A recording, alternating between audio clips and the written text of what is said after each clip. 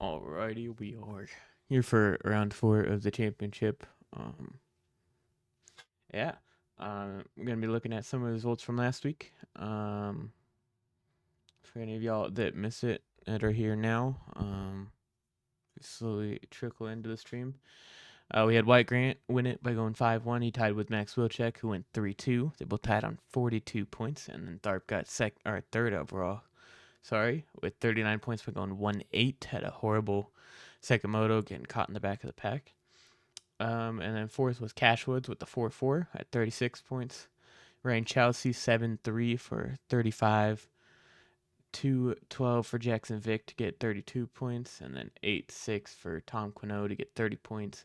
Logan Leitzel 9-10 for 8th overall with 25. And then Luke Sullivan 6-14 for 24 points for 9th overall, and then Adam Holm going 10-11 for 10th overall. Now we're going to take a look at the 450 points here. It was Seth Carr with a dominant 1-1 performance last week. See if he could repeat it here at High Point. And then it was Lang going 2-2 for 2nd overall. Matt Alloway 3-4 for 4th overall. Bodie Parker 5-6 for 4th overall. And then Leclerc going 10-3 for 5th overall. So you're second in points, having a horrible first moto. Set him back quite a ways now, heading into round 4. And then we had Jeremy Siebel go 12-5 for 6th overall. Then we had Castellaneta go 6-12 for 7th overall. Braden Carter 8-11 for 8th. 14-7 for Blake O'Brien for 9th. And then 13-9 for Joey Carter for P10. And then the 250 points, we had Braden Tharp still has the points lead. He is now 12 points ahead of Wyatt Grant, so didn't get to extend his points lead, but now it's Grant there instead of Sullivan, who Grant moved up 2 spots. And then Max Wilczek moved up 3 spots and a third in points now, as he is 24 back from Tharp, and then Sully dropped down 2, so he is now tied with Jackson Vick for 4th, 27 back, and then Leitzel dropped 3, so he is now 6th, 29 points back. Now we had Kesh Woods move up 1 spot. He's now 32 points back, and after Chelsea had a good round last week, he moved up 5 places, so he's now into 8th, but he's 48 points back. Then Evan Holt, who is now is a full race behind now at 52 in P9, and then Hayden Stevenson dropped down 3 spots and is in P10, 60 points down. I'm going to go to the 450 class. It was Seth Carr at 140 points, and he is now clear of Alexis Leclerc by 22 points, and then 25 over Cade Madley. And then you go to Frank Jackson in 4th, 40 points down, and Lang actually moved up while Seabolt moved down 1 spot. They kind of trade places there. So now Lang's in 5th, 44 points back. Seabolt is in 6th, 57 back. Castellaneta, 65 back in 7th. Pablo Vial, 74 back in 8th. Shirley, 75 back in 9th. And then John Howman moved up into P10 in points, 84 points back of Mr. Seth Carr. So only the top 5 are within 1 full race, and the top 3 are the only 2 within 1 full moto for the 450 class. I believe they just did UID grab, so we will have that as we wait. So I have not done any laps so far on this track, so I don't really know any lines. Watching Wilczek's stream, so I could see a little bit of his lines here and there. So there's that. But yeah, ready to get some racing. I'm ready to see if the 250 points can get a little closer, and if somebody can, stop Seth Carr, who has some amazing speed in that 450 class.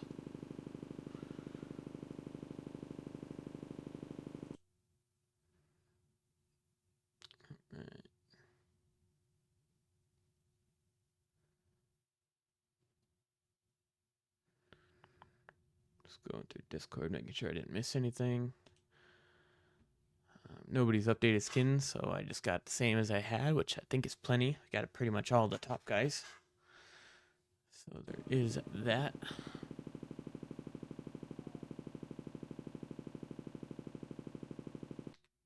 Let's see, I will.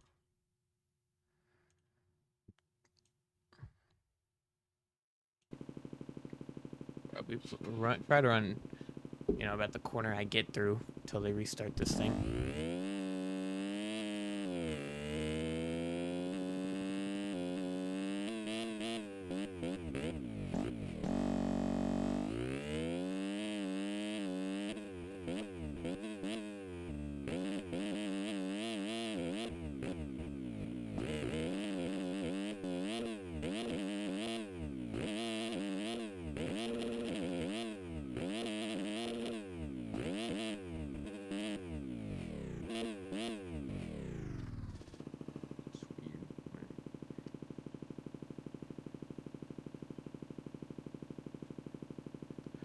Oh, and here we are loading into the Consi.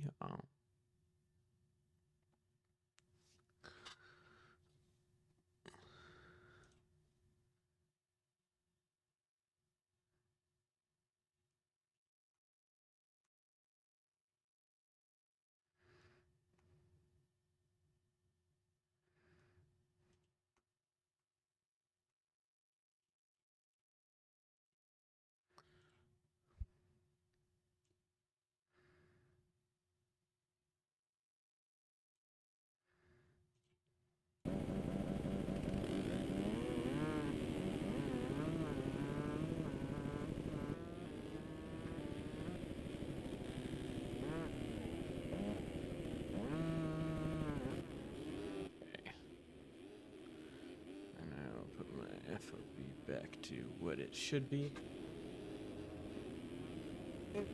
Now we wait and see. So let's see. We got Tyler Moore skins. If we go all the way to the front, so we got Jet Wisdom in this. Tyler Moore, Reed Young, Austin Bear. So yeah, Jet Wisdom, Tyler Moore, Brandon or B. Lars, Ryan Rich, Damon Evans, Nicholas Langstrup, Reed Young, Austin Bear, Robert Wilson, Will Now, and Carl Novak. Looks like no 250 Consi tonight, just the 450s. So we will wait and see how that goes. See if we get out one. There's Austin Bear. Oh, gets a decent jump, but kind of gets cut off by whoever. Looks like B. Lars on the Triumph. Ooh, tucks the front there for Bear. Goes down, takes someone else with him right behind him. Might have been Wisdom. So it is going to be Brandon Larson on the Phil's Triumph getting the whole shot here in the Consi for the 450s. Oh, and then he tucks the front end and he actually takes down. He didn't take down Ryan Rich, but almost did. And then it is all chaos in the jumping roller. Somebody on the two-smoker Will Now on the RMZ 252 stroke there, followed by Langstrup. And we got Ryan Rich going down with someone else. Who is that? Damon Evans on the BPC Kawasaki. There's a couple people by. Front it is still the two-stroke leading the group. Langstrup trying to go around the outside, see if he can get it done. He cannot. He's going to have to follow back in line. Tripling up the hill as the two-stroke cases it a little bit. So Wisdom, who was down in the first turn, just moved into P2 right behind him. And he's looking to go for the lead to give himself even more breathing room as he kind of throws a little oppo there over the big old quad. Oh, and the two-stroke slides out and ends up going down. So Wisdom into the lead after down in the first corner. Then we got Langstrup, followed by Reed Young and Robert Wilson. And then there's Larson right behind him along with Austin Bear.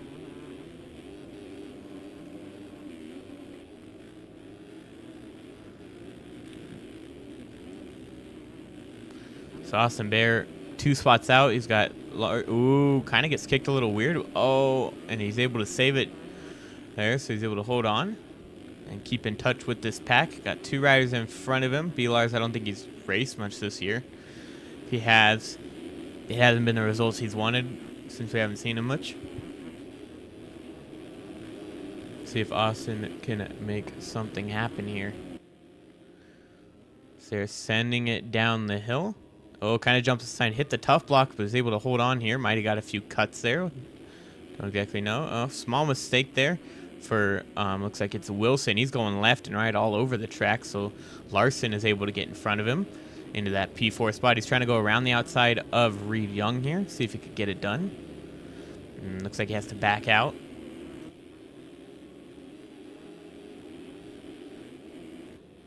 So Larson trying to make something happen. He jumps and actually doesn't get a good run. Oh, Wilson got too heavy on the front brake and almost goes over the bars, but instead just goes off track and loses 4 spots.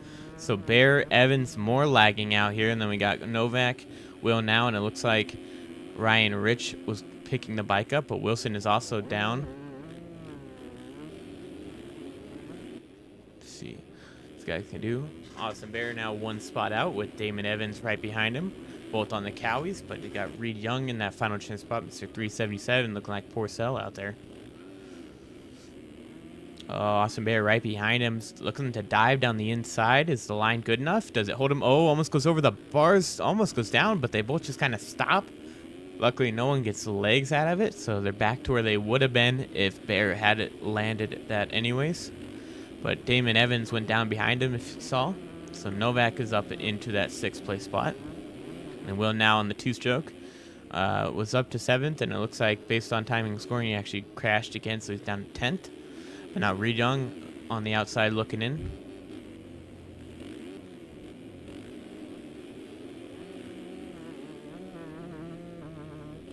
And Jet Wisdom, only one on the Honda Dyno in this console. It is only 11 riders, and one of them is on the 2-stroke, so 9 of them are on the Husqvarna, most of them on the 2017 version.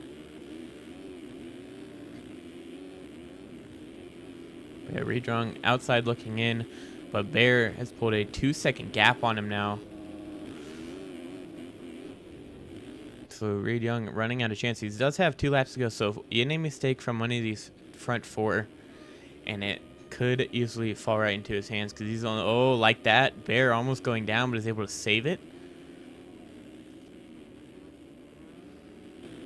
And it looks like Wisdom is battling with Langstrup up front. Langstrup is able to get the pass done on him. Wisdom trying to cut back down. Going over the jump. Looks like it's a little slower to hit that jump. We'll see if anyone else can make it fast. Most of these guys going around it.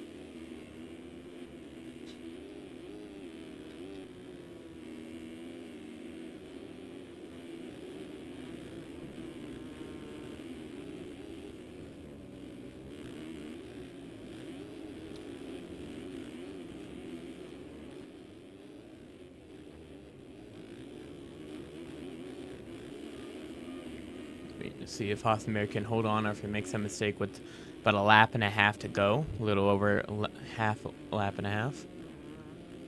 Looks like BLR is able to get by all these guys. Oh, makes a small mistake going in there, so Wisdom back into the lead. Oh, and then he gets kicked sideways and he gets the legs there, just barely getting clipped by BLR's. Probably shouldn't have gotten the legs, but now he's back in the battle for the final trim spot with Reed Young, Ryan Rich, and Carl Novak. So P7 now for Jet Wisdom. Go up a bit, Reed Young and Ryan Rich.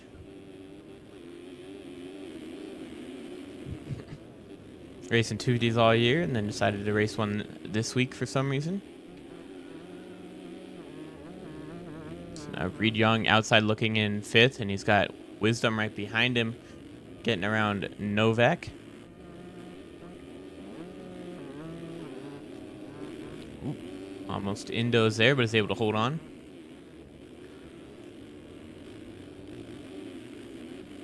So just has to be smart here. Doesn't have to rush anything. He's clearly quicker than these guys since he's been leading almost this whole moto. Just has a lap and a half, a little less, about a lap left, a lap and a downhill left. So he just has to be patient with it, and he could probably get a pass done here. But he does have to pass two people, Reed Young and Ryan Rich. Wisdom misses that inside rut. Don't know if it was intentional or not. But Beeler sets the fastest lap of the race out front. And then it looks like Ryan Rich was the next fastest. He set a 2:12, so he's currently the quickest on track. See if Young or Wisdom has anything for him. They're both jumping from the inside. It is last lap. Novak thinking about going down the inside, does not take it.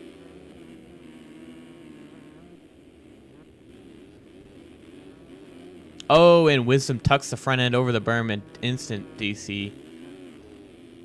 Going from lead into down and unfortunately not making it into the motos today.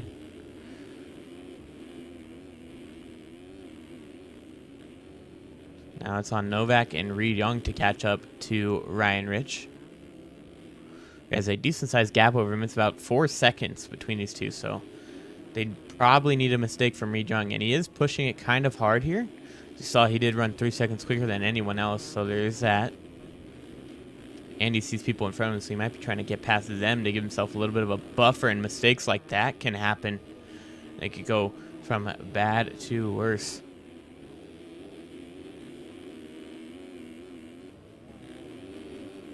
Oh. Hopping over a bunch of ruts, almost running into the back of Austin Bear there.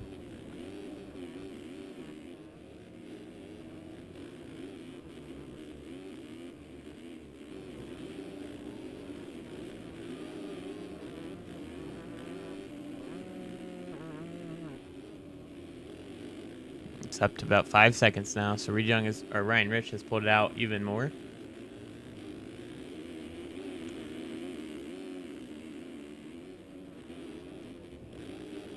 Sends it up the hill. Try not to land on Bear and go down with him. And if they could just make it down this hill, looks like all 4 of them are going to make it. But the winner of the Consi looks like it is going to be B-Lars on that Phil's Triumph.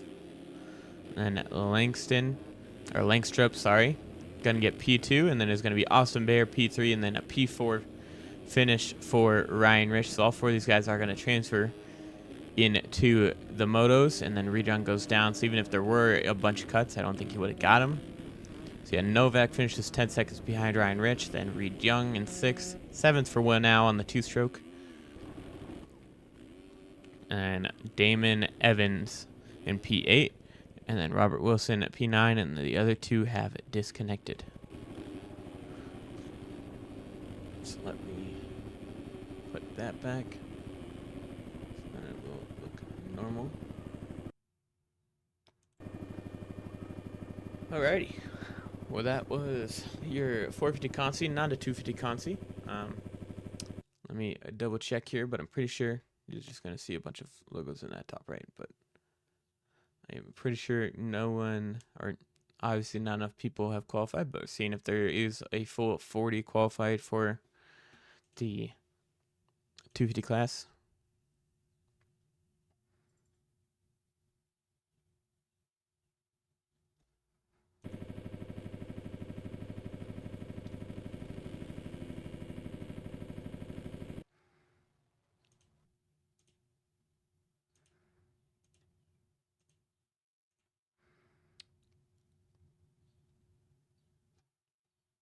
It's weird. There was 47 in the 250 class that qualified.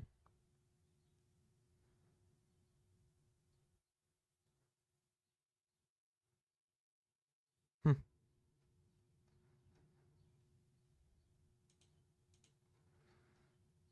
50. So there should have been a Consi. Unless they're running it in reverse, since that's what they did at Thunder Valley in real life. Who knows? Or we're just jumping straight into the motos. Nope, it looks like we're jumping straight into the motos, so no Consi and just 41 people, so I guess people didn't show up.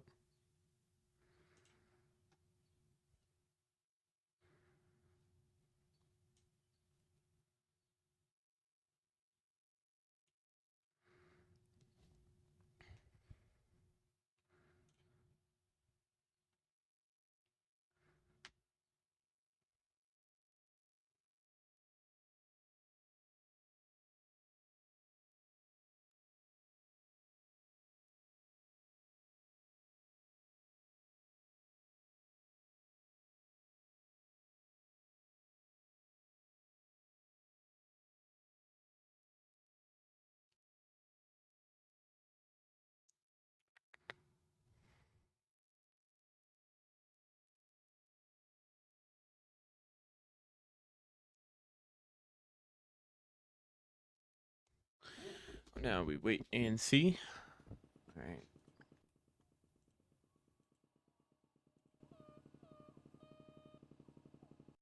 It's gonna reconnect. Join in. Get ready for the motos here. Alrighty.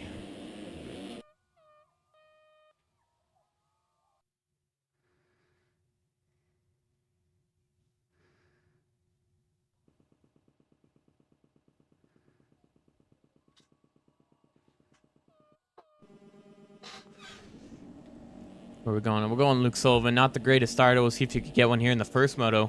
We got one guy on the back row with 41 riders here. We'll see who can get it done. If anybody can catch up to Braden Tharp. But 30-second board is sideways, and the gate is down here at High Point. And it looks like Sully did not get a good jump, but the 54 of whoever that guy is. Spieth, that's who he is. Knew I recognize the number, but Spieth is going to get the whole shot. Wrong name, but it's all good. Then we got Cody Wells, P2, Killian Ortiz in that P3 spot with Jackson Lindsay, who's ever on the 69, which is Caden Speck there, in moving into P2 early, or trying to on Cody Wells. Cody Wells cuts him off there early, but Jake Spieth looking to take the early lead and try to get as much of it. Ooh, little mistake there from Caden Speck. So Killian Ortiz is trying to launch down the inside, cannot get it done. Oh, and then he gets a bad kicker coming out of the rut, so a lot of riders go by. Jackson Lindsay shooting down the inside of the 661. And Cash Woods also trying to come with him there. Or that's Tyler Valentine on the 79. That is Cash Woods' number. Brandon Walters also up here, another new guy to the series. A lot of triple digits up front early here.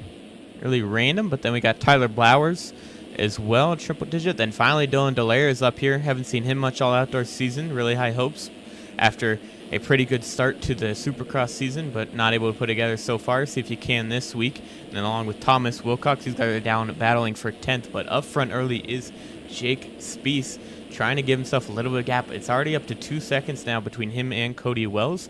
3 seconds between him and Specs. Then you got Jax Lindsay on the 71. Tyler Valentine not running the right number.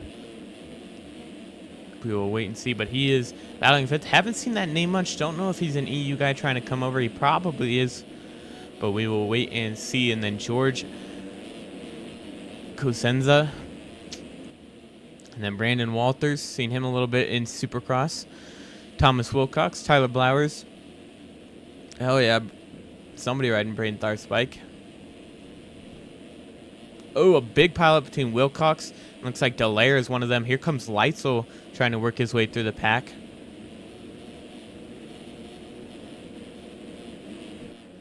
So let's check out front. Oh, it looks like Caden Speck has actually moved into P2, and he's trying to make a move here on Jake Spieth.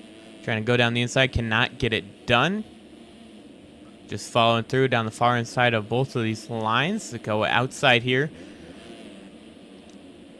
And then Spieth kind of cutting the rut off to jump to the inside. Speck going outside so we could continue to double down the hill. We'll see if he could get a run here. Cannot, so Spieth is going to lead him all the way down the hill here to that third right. Almost gets a bad kicker into it, but is able to corral the bike back in.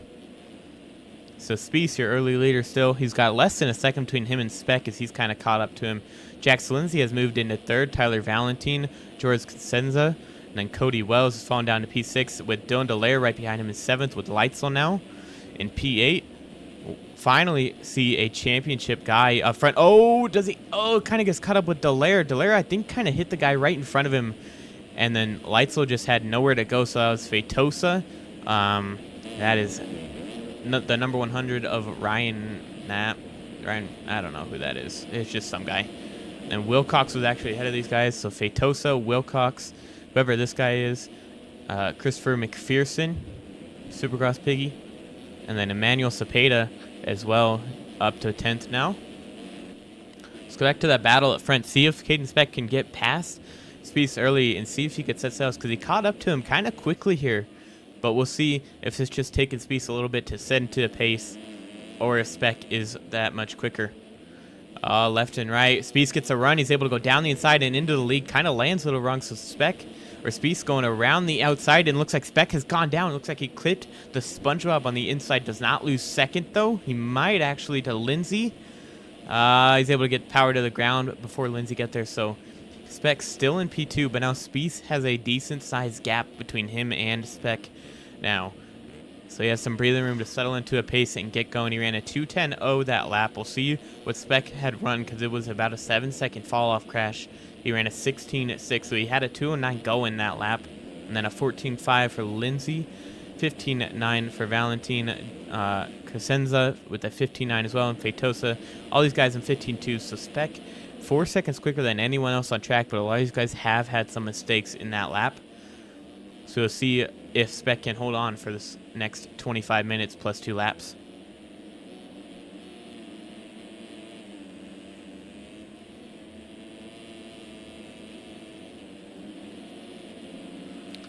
Cepeda, McPherson, and now we finally see Tharp, your points leader, making two passes in one turn around the outside. Can't double this, though. He could double the next one, and he's going to get the inside corner. So Tharp, with 2 passes there, moves up to 10th, and then he gets by someone riding his bike into P9 now. So Tharp, not the best start. Oh, and it looks like McPherson hits the pole there and ends up going down. So a lot of riders go through, along with Leitzel, Wilczek, Soli, a couple others. Cut across. Keelan Ortiz does not jump it, and that is Cash Woods finally as well.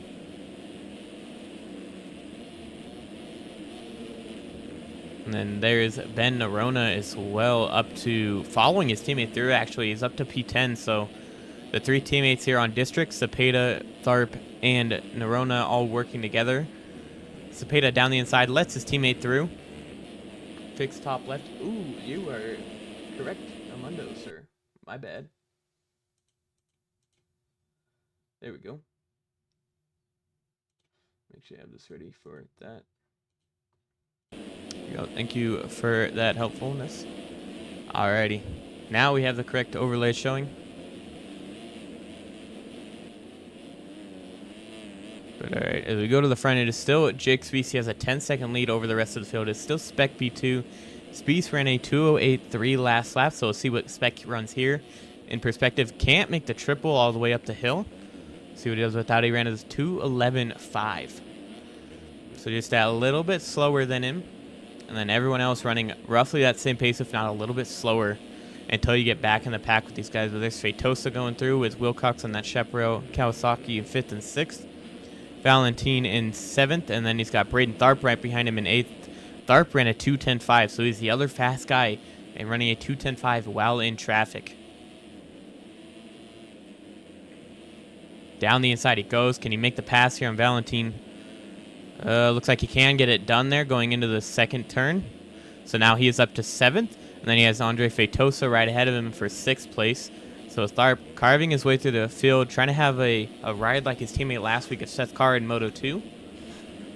But we'll see just how far up he can go with this poor start. So now Valentin under fire from Ben Nerona. Trying to get some. Ben Nerona had a good round 1, not so good the past 2 weeks. Trying to, relit the fire from round 1, see if he could get back in this championship. Oh, Valentin looks like he's lagging out a little bit. Definitely that 4-in, lag playing a factor. See how quickly Nerona can get by him here without worrying about that lag. Don't know how bad it is on his screen, but Cepeda behind him now. And Cody Wells, who was your early leader. Oh, getting kicked sideways as Sully is trying to get around him along with Wilczek. So Wilczek and Sully working their way through the pack here. Sully on that GIBR Co. Triumph, and then Max Wilczek on the Twizy TSCZ. Yamaha slides out, actually. Oh, and takes Wells down. So Wells, wrong place, wrong time. But Wilczek misses a few timing gates there, but is able to not miss enough. Ooh, who was that down in front of him? That was Manuel Cepeda on the District Designs bike.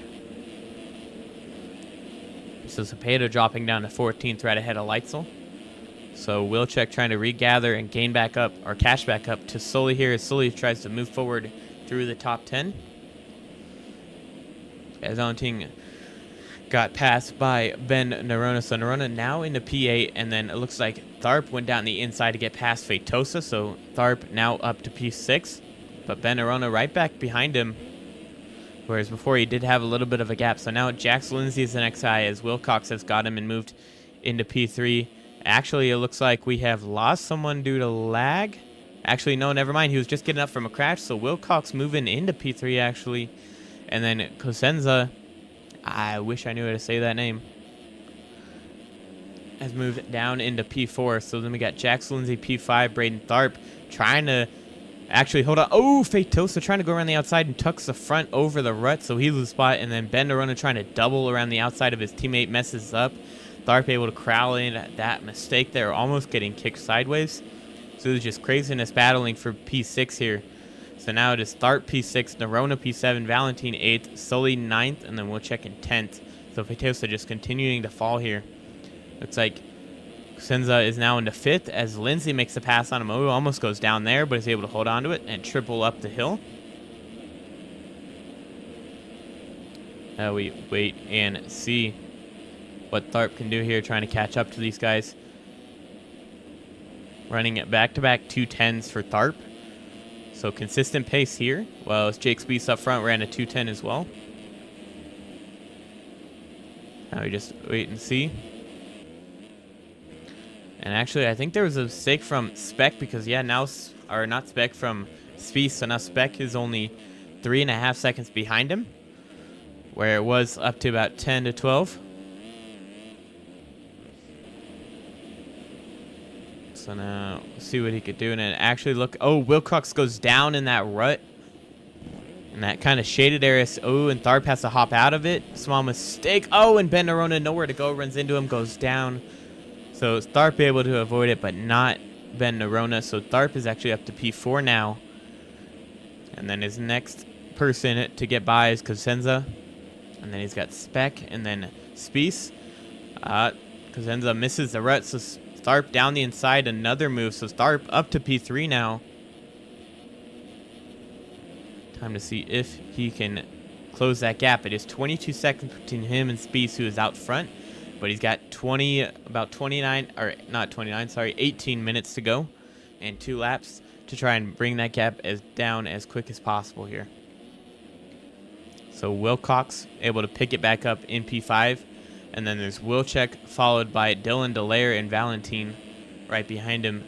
So Dallaire, after a decent start and going down, he's able to pick himself back up and follow the fellow Yamaha rider up through the pack of Wilczek.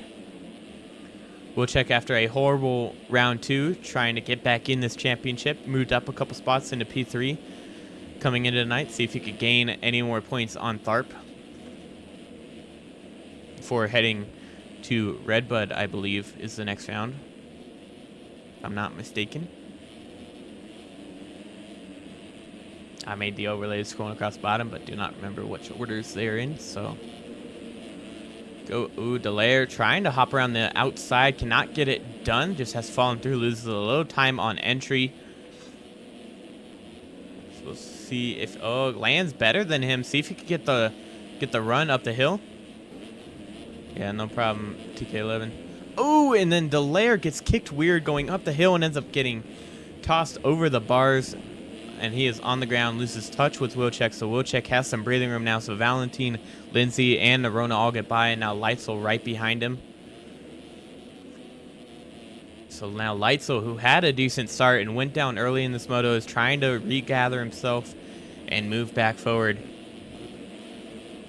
Oh, and it looks like Wilczek was down as well. So now Wilczek is falling backwards right in front of Leitzel. So now Leitzel, 2 riders right in front of him that can be easy passes if he could just get it done. He's going down the inside, see if he can get a run up the hill. He cannot, so Wilczek is going to hold on to that P10 spot over him. So then he's got a bunch of riders in front of him. So this goes all the way to Valentin, who's in 6th, and it goes all the way back to Leitzel, who's down in P11. So about a 6-rider train here.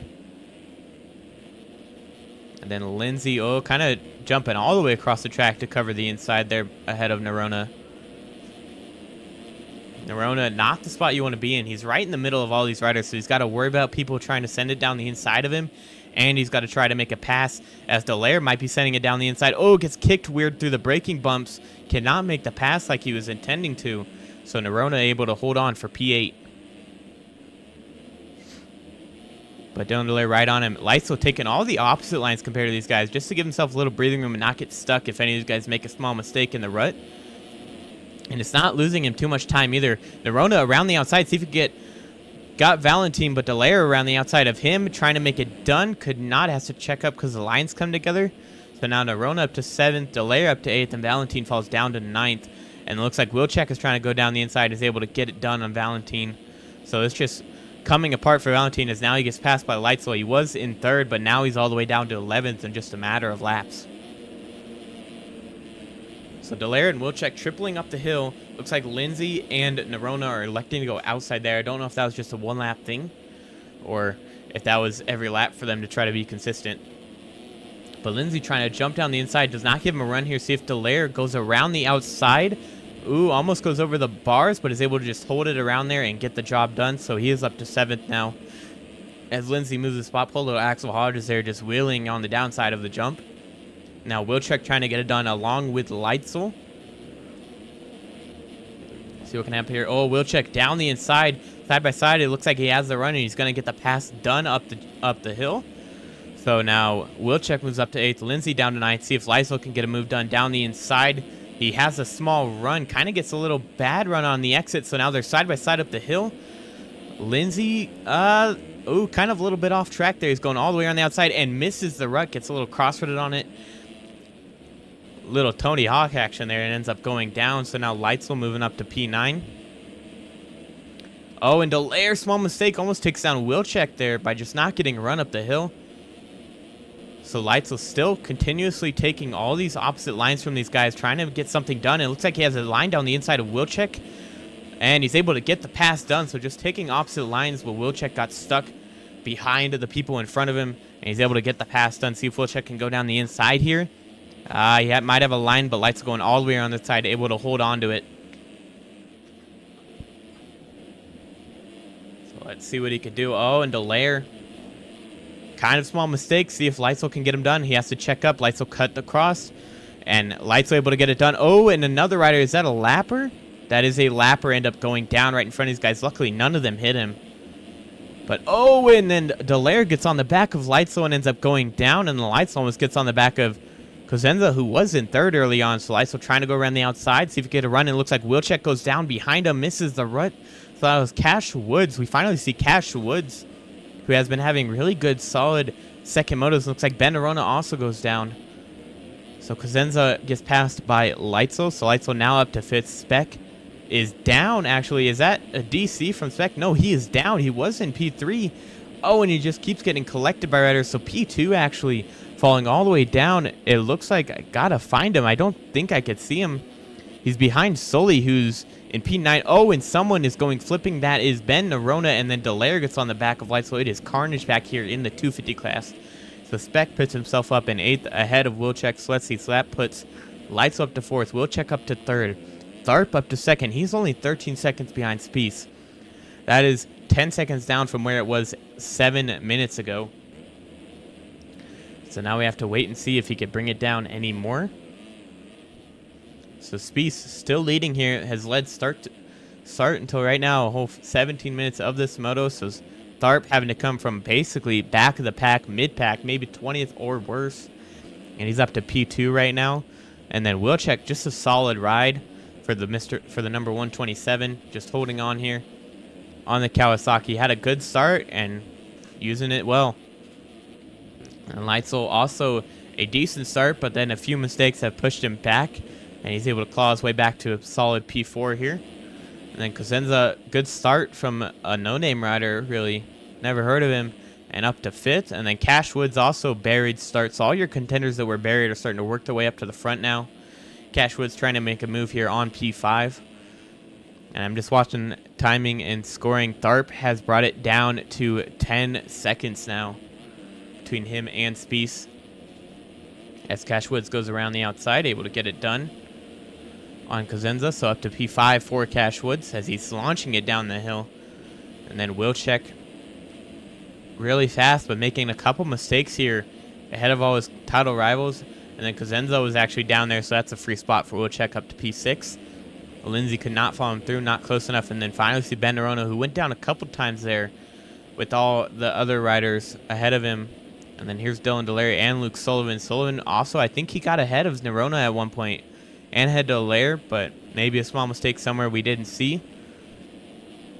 And then costing him a few positions. Oh, Cashwood, small mistake, so he cannot even get the double up the hill there. So he's going to get passed by a couple of riders. Jax Lindsay is one of them. See if Nerona can be another. Doesn't look like it, as Delaire is trying to stick his nose in there, get a pass done. Let's see if he can get a run. Oh, a little squirrely there for Nerona. So Delaire down the inside. Can he get something done here? Doesn't look like it. Looks like Nerona still has the run, but actually he stays lower over this jump. He has to go around the outside. Long way around. See if he can get it done. He does. He takes the line away from Ben Nerona. So Delaire with the pass over Nerona up into P9 now. And it looks like we lost Wilczek maybe? No, just a timing thing. All good. Did not lose him. But Lindsay, more mistakes for Lindsay. Oop, and Delaire another mistake. So Ben Nerona trying to make a move here. See if he can. He lands quicker. Oh, and then he misses the rut. So he had a pass ready, but then misses the rut. And Nerona gets by Lindsay with Lindsay's small mistake on the landing. And Sullivan just seeing all this right in front of him. So many riders that he could pass to move into the top 10. Maybe this whole thing leads up to Max Wilczek. Actually, Cosenza, who's up in 5th. So this whole train leads from 5th down to 11th. Solid 6 riders here. All for pass from anyone. Cosenza down the inside. Wilczek gets the run. Can he get it done? Yes, he can. That's a pass for Wilczek up into P5 now. Next person on his list is Leitzel, who's 4 seconds up the road. And then he got Wilcox, who's about 20 seconds ahead of Leitzel. And then Tharp has brought it down to 7.5 seconds between him and his teammate Spieth.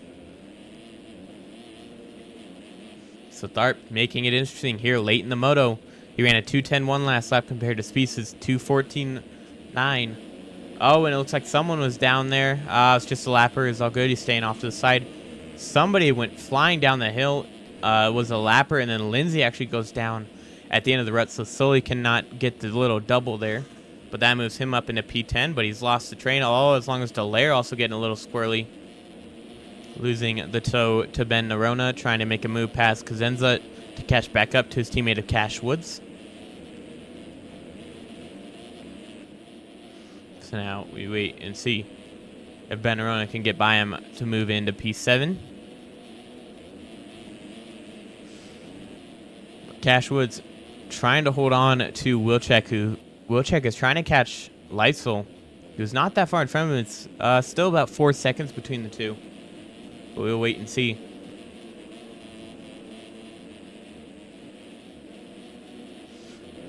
If anyone makes any mistakes, or if anyone has that outright speed to just catch him down. Tharp ran a 2:09.9 compared to a 2:12.3 for speed, so it's down to 6.7 seconds between the two. So Tharp going to make this interesting with 8 minutes and 2 laps to go here. Oh, Nerona actually did get a run, so Delaire trying to go down the inside, see if he could get it done. He's able to hold on to the rut. Looks like they're side by side. It kind of gets squeezed out by Cosenza.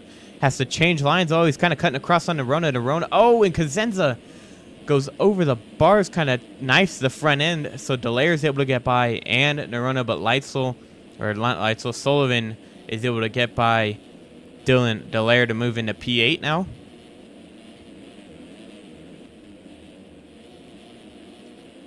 And then we got Ben Nerona right in front of him. Oh, and Delaire actually gets a run on him and is able to make the move done on Sullivan.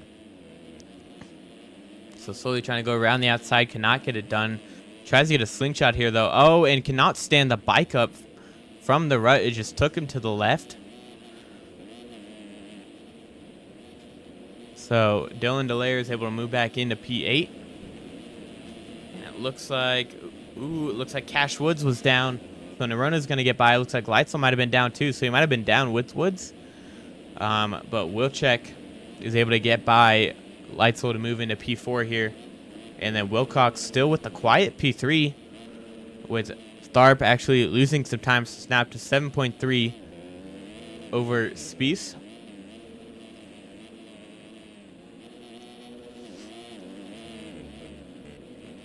Ooh.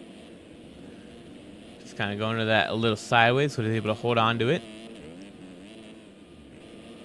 And it looks like Leitzel was able to get by Wilcox. Looks like we lost him somewhere. Yeah, he went down. So Leitzel, Nerona, and Woods are all able to get by him. So down to 7th is Wilczek now. So even without a win, Tharp is still going to gain a lot of points on all his championship rivals here. Oh, Delaire gets a bad kick once again. Suspension just does not like the road here. They're just getting kicked left and right constantly. So down to P9, it looks like, for Dylan Delaire. Looks like also Sullivan has gone down, so he went down to P11.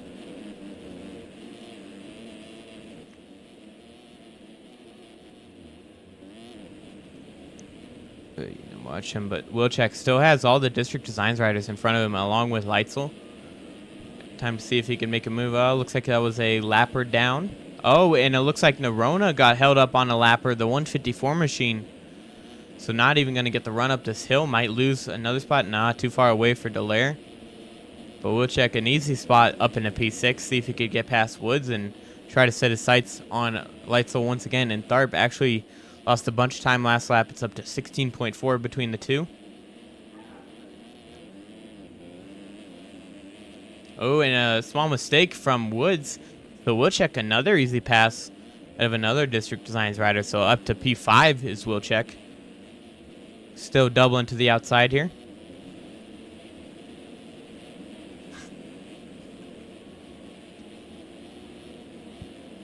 This Cash Woods trying to get another toe from him, try to work his way up to Leitzel.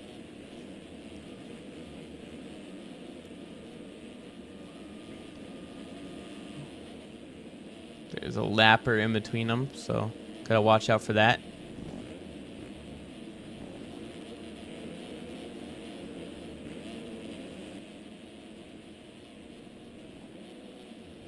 So Leitzel trying to hold on to a P4 spot here for him. Ooh, almost got a little weird kick there, but is able to hold on to it.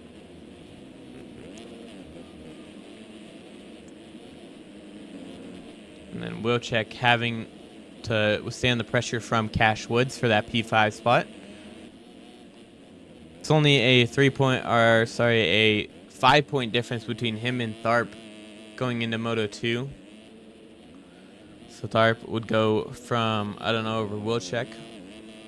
Can't remember exactly what it was. It was at the beginning of the stream. I could look back at it in between the motos. Oop, Tharp having to avoid a lap rider there. So it's down to 15.6, so I don't think he has enough time to catch up to him unless a crash happens from Spieth. Still Wilczek with a quiet ride in P3. Leitzel still P4. Wilczek 5th. Woods 7th. Nerona 8th. Oh, and Delaire goes down in 9th from a lapper. So Sully is going to move into that P9 spot, and it looks like Landon Walters, first time we've seen him all day, in P10. Still don't know who that guy is. We got Jack Lindsay down in 13th, Jack Mark in 14th, Wyatt Grant 15th, your last week's winner down in 15th place right now.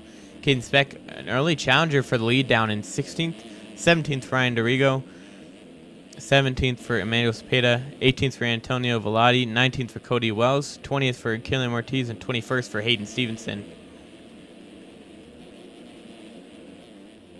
So a lot of guys you would rarely see in the back are all the way back there battling for P15 right now.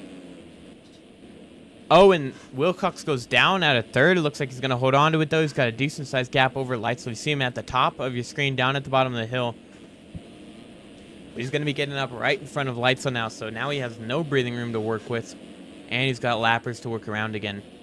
Along with Wilczek and Cash Woods are right behind him as well. So now a pretty good chance that a P3 could be slipping away from him with about 2 minutes and 2 laps to go here.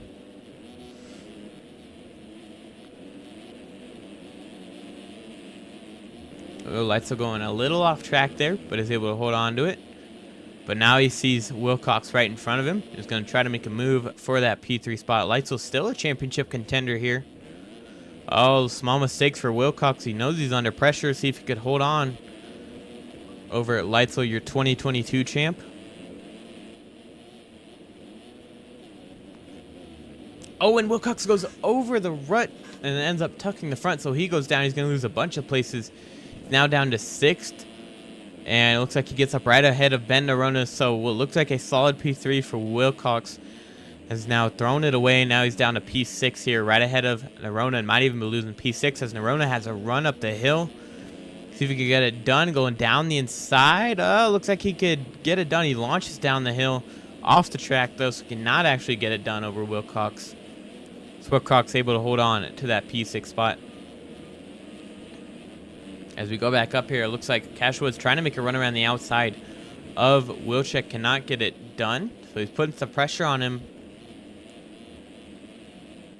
Ooh. Just taking the same ruts. Leitzel still going outside there.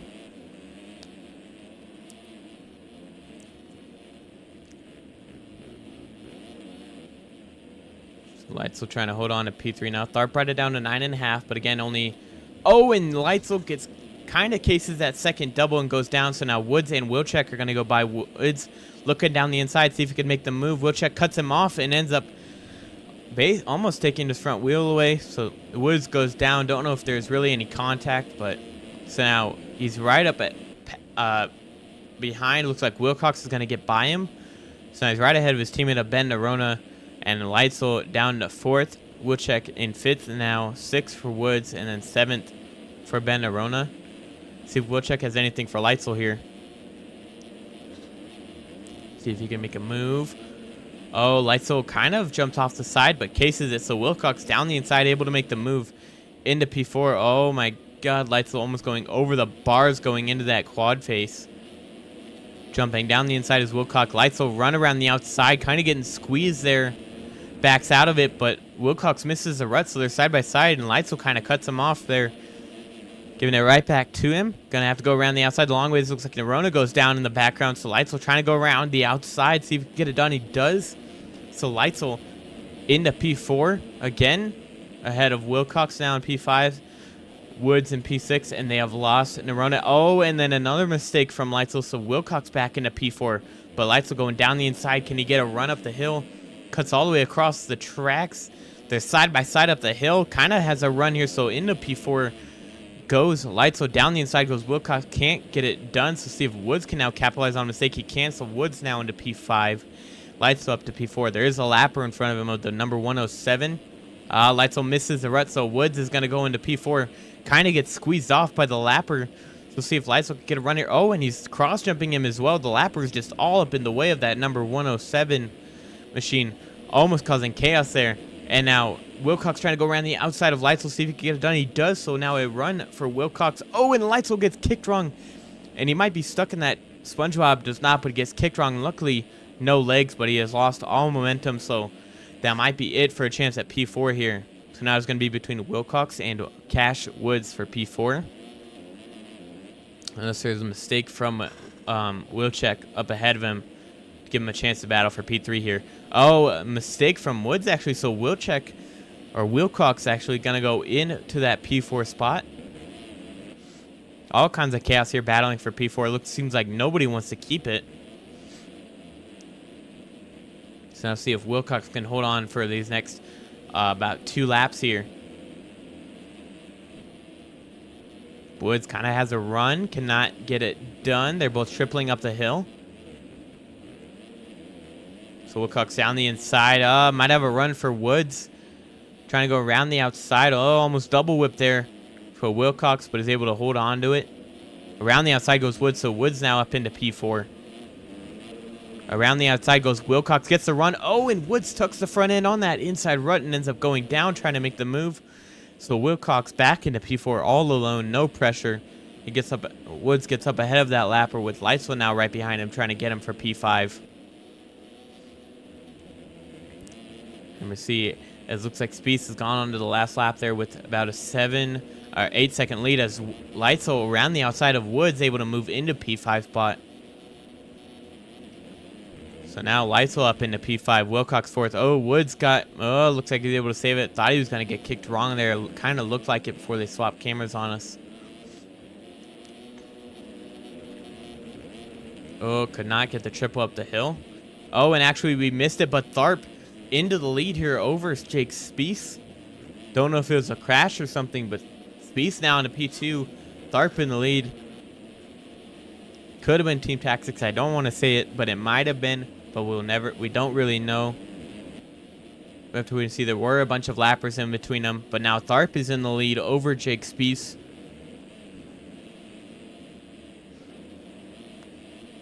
But Spieth putting the pressure on, so I don't think it was team tactics. With the pressure that Spieth is applying, maybe a mistake with the lappers, maybe have gone down by himself, but now Tharp trying to hold on for the next half a lap here over his teammate. And Spieth's trying to hit every different line to try to get something going here, to try to catch his teammate and make a move. Oh, almost goes over the bars there for Tharp. Just hit a bad kicker, but is able to hold on to it. So now Spieth's trying to rail that middle rut. Does not really get into it too well. Time to see if he can hold on. They're all going far inside here.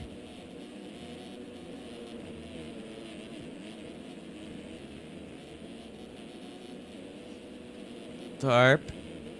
Both making small mistakes, just trying to push each other to hold on or maybe get that win there. Oh, a little mistake from Tharp, so Spieth might have a run up the hill. Does, because he get a run down the hill. He goes inside. Oh, and he's sending it. They're side by side almost. They're both going off the track here. Might get some cuts there, so Spieth trying to make a run here. Oh, there's a lapper in the way. Tharp gets the run. Oh, and Spieth goes down in the rut, so that is going to set it. So Tharp is going to win your Moto 1 of the 250 class here at High Point from coming from mid-pack. And it looks like Spieth is going to hold on for a solid P2 here after leading the whole Moto. Ends up setting a 2:30.9 on the last lap. Wilczek is going to get a P3 here after also coming from kind of buried. And then it looks like Wilczek here with a solid ride in P4. If he could hold on up the hill over Lightsville. But a solid and yet quiet ride for P4 in P4 for Thomas Wilcox. And then Lightsville is going to get P5. It looks like a P6 for Cash Woods. And then looks like Nerona is going to come in for P7 if he could hold on here. Got a decent sized gap over Sullivan. So it looks like it is a P7 for Ben Nerona. Looks like it's going to be a P8 for Luke Sullivan here. Most of these guys having to come through the pack. George Cosenza looks like he's going to get P9 ahead of Landon Walters. As long as he could hold on and get a decent run up the hill. Looks like he will. So P9 for George Cosenza. And then P10 for Landon Walters. And P11 for Jax Lindsay here over Dylan Dallaire in P12.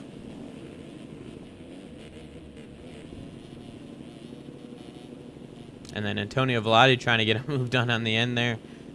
Finishes P13, P14 for Killian Ortiz, P15 for Cody Wells here.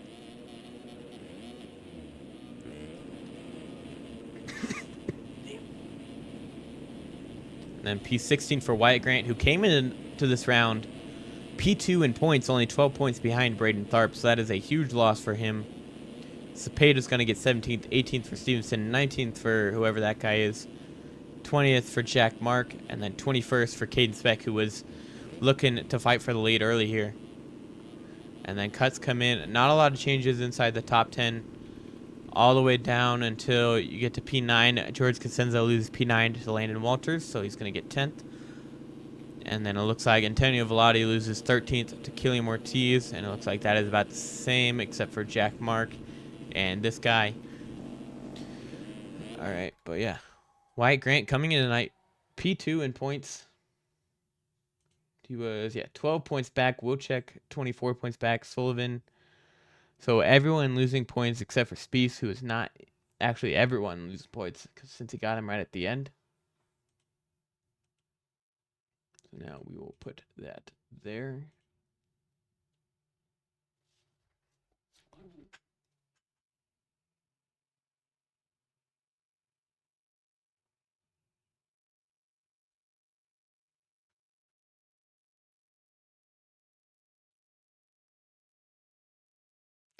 So now we wait for this Moto 1 of the 450 class.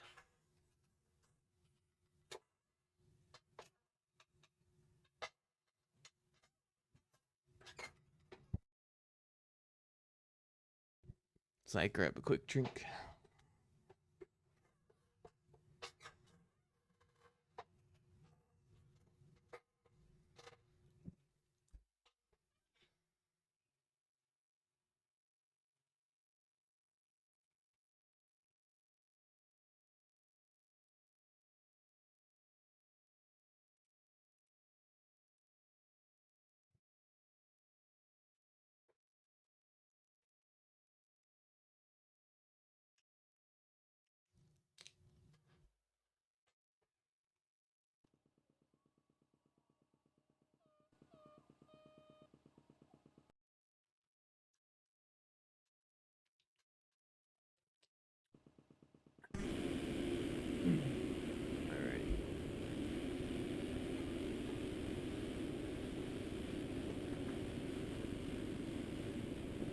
Are on the lineup check right now, so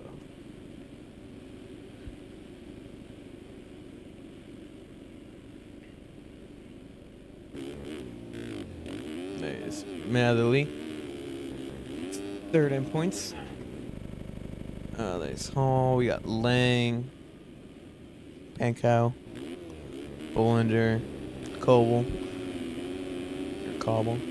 Schiabro, Hunter Ash, Alexis Leclerc.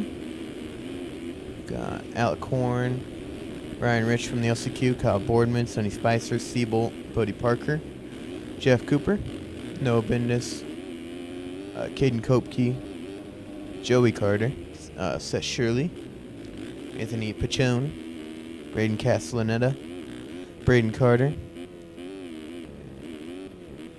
Wait, see for the rest of the field going into this moto.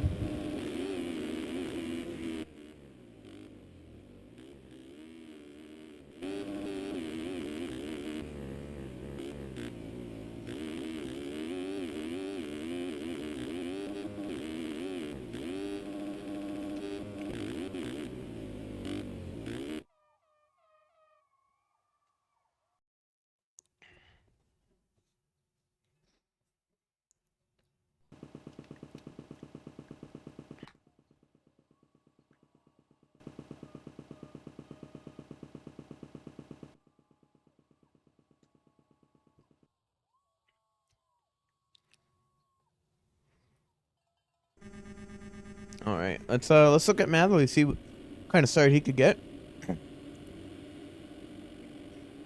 One of your title favorites here. The 32nd board is sideways. Revs are up. Gate is going to be down here for 450 Moto 1. Oh, looks like neither of them get a good start. Neither Carr nor Matherly. Looks like the 7 of Leclerc actually is going to get the whole shot here with Alec Horn trying to battle him for it. Leclerc going to get your whole shot here for Moto 1, followed by Horn. Is actually going to be Blake O'Brien as well down the inside. Cannot get the move done. We'll see if he can down the hill, but Leclerc still going to hold the early lead here. Sorry about that. Ooh, a little squirrely down the hill. Able to hold on. But Horn is going to be P2. O'Brien gets passed by Bodie Parker. Then we got Siebold up here as well with Ash Deering. Langstrup from the LCQ getting a little squirrely, followed by Davis. Then we got Reyes, Ash, Jackson. Then we got Carr finally. Oh, he gets kicked sideways. Able to hold on to it. Loses only one spot to Kyle Boardman. Now going back up front, though, it's still Alcorn pressuring Alexis Leclerc. Don't see that too often. See if Horn can get something done early here. Oop. Goes down the inside. Cannot get it done, so Leclerc's still able to hold on to it. But Horn still trying to apply the pressure, and then you got Boardman battling with O'Brien. Oh, and it looks like Siebel gets kicked weird along with Hunter Ash. Both of them go down on this jump. You're going to be behind your points leader of Seth Carr and Jeff Cooper, right in front of Seth Carr, with Boardman and a couple other riders down there. Can't really tell who they are. And then actually Madley right behind Seth Carr here with Noah Bindis. See here. And up the front, it is Leclerc still holding a bit of a gap. Oh, Horn almost going down there. All these guys jumping to the left, almost off track. But Bodie Parker in third. Ash Deering still fourth. Jackson up to fifth. Carr up to sixth now. Seventh for Reyes. Eighth for Davis. Ninth for Cooper. 10th for Boardman. 11th for Bindis. And then here is Madley in 12th. Just making move for 11th there. Seeing if he can move up as quick as his championship rival of Seth Carr. Bindis looking down the inside, able to get the move done. Same time as Madley gets around Boardman, so he does not lose a spot there. Jumping down the inside. Looks like someone of Nicholas Langstrip trying to make a move there, but Madley getting around Bindis there. Looking to get around Jeff Cooper. Looks like Alicorn has lost a couple positions from being up front. Someone down on the top of that sort of tunnel jump. Alright, and then Davis is up there as well. The old man getting her done. But Carr trying to look down the inside of Ash Deering. Can get it done there. So Carr now up to P4. Got Frank Jackson and Bodie Parker battling right in front of him. And then the 6-second lead is Leclerc out front over these guys.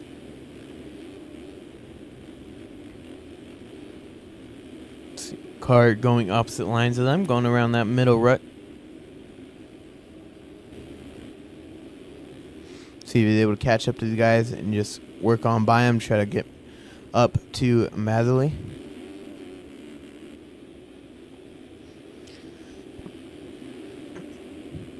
I was watching Carr's stream the other day to kind of get his point of view of that insane ride at Thunder Valley, and he was struggling to actually find a setup that was good for Thunder Valley. Don't know how close this track is going to be for that, or if he was having the same issue of trying to find a good setup to go into the race with. Oh, and Frank Jackson gets kicked weird and goes down, so now Seth Carr is going to move up into P3 here. But we'll see. Wasn't able to set on a setup until late, and even then, I don't know if he said he really felt good on it. But I don't know. If he's stuck to that setup, if it does as good as it did at Thunder Valley, we'll see if he could have another amazing race here as he's trying to get a run around Bodie Parker. Looks like he's going to be on the left-hand side here. Get the inside, and he's going to make the move done pretty easily. So Seth Carr up into P2 here. 7 seconds behind Alexis Leclerc. We will keep an eye on that between the live timing. Try to find some battles here through the pack as it looks like Jackson gets up ahead of Davis and Matherly. Matherly moving through the pack, just not as quickly as Seth Carr. So Matherly down the inside. Oh, almost runs in the back of Davis there. So he's going to shoot down the inside of this rut or this corner. See if he can get the pass done. Davis again cutting off his line. Years of experience showing off that racecraft. So Matherly still trying to get by him. Was struggling a little bit. And then Alicorn right in front of him. The guy that was battling Leclerc early in this moto. But Matherly going down the inside as Davis goes off the corner, off the course. So Matherly up into P7 now. He's got to get around Horn to get into 6th. Oh, Horn, a little mistake. Kind of jumping across there, but Matherly down the inside. See if he can get it done here. Has that power, the 450. He does, so up into P6 for Matherly. Frank Jackson right in front of him in P5th along with Ash Deering. And Bodie Parker lost a little bit of touch to Seth Carr. Only about half a second down from last lap that he's gained on Leclerc, which is still a lot as we're only 5 minutes or about 6 minutes into this moto. Just keep an eye on that and just wait and see. And see if Madley can close in on these guys as well.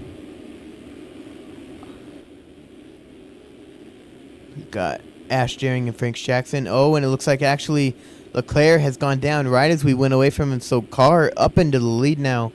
And he has got 24 minutes and 2 laps to go before this moto is over. So we'll see if he could just absolutely pull a gap like he did last week. Or if Leclerc can stick with them and try to take away that lead again.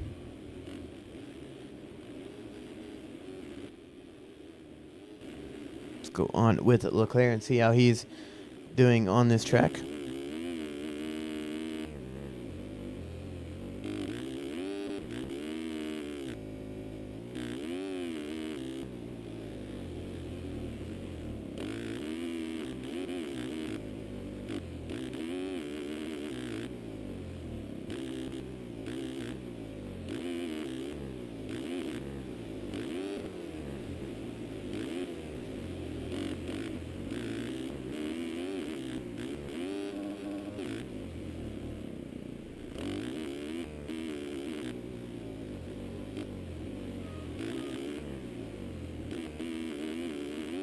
See, Leclerc just kind of lugging the bike around the track there.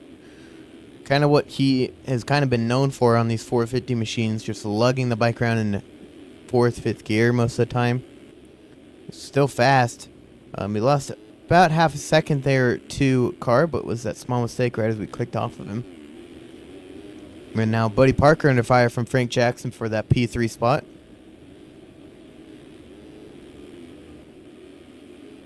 So let's see what Frank Jackson can do here. Oh, Frank Jackson goes down with Bodie Parker. So Ash Deering in points. Oof, that's kind of hard to tell. If I could do quick math while watching these guys.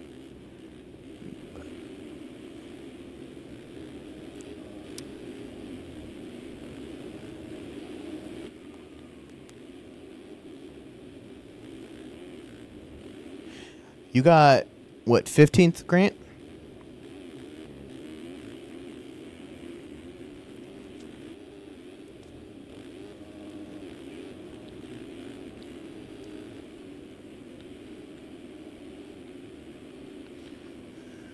I don't know what position you are in points, but you are 31 points back of Tharp now after that moto, but I don't know exactly where you are in points as respective. I know you definitely lost position to Wilczek, and then maybe Sully. I don't know about Light Solar or them, so maybe 5th or 6th in points now. But you are 31 back. As we're going to go back onto this battle. Oh, yeah, Leclerc. Catching time, yeah. For noticing that toxic. But, yeah, Leclerc 1.8 now down. So he is finding a groove here. Gained 4/10 last lap on Seth's car. So wait and see if it was a mistake from Carr or Leclerc absolutely moving. Trying to beat Carr in this moto, make it not a snooze fest for this outdoor season. Which I'm sure Carr would love that, but as us watching it would not. So let's see what Leclerc can do here. He's losing a little bit of time in this back area. But we'll wait and see when we come around the start finish line. We'll go back a bit while we're waiting on them, watching at live timing, but it's still Bodie Parker in 3rd, Jackson 4th, Alec Horn in 5th, Boardman 6th, 7th for Jeff Cooper. Actually, looks like we missed it. Bodie Parker went down, so Jackson got by him. Looks like Horn is going to get by him too. He might get a run on him around the outside. Horn get a bad kicker. Horn looks like he's able to hold on to it.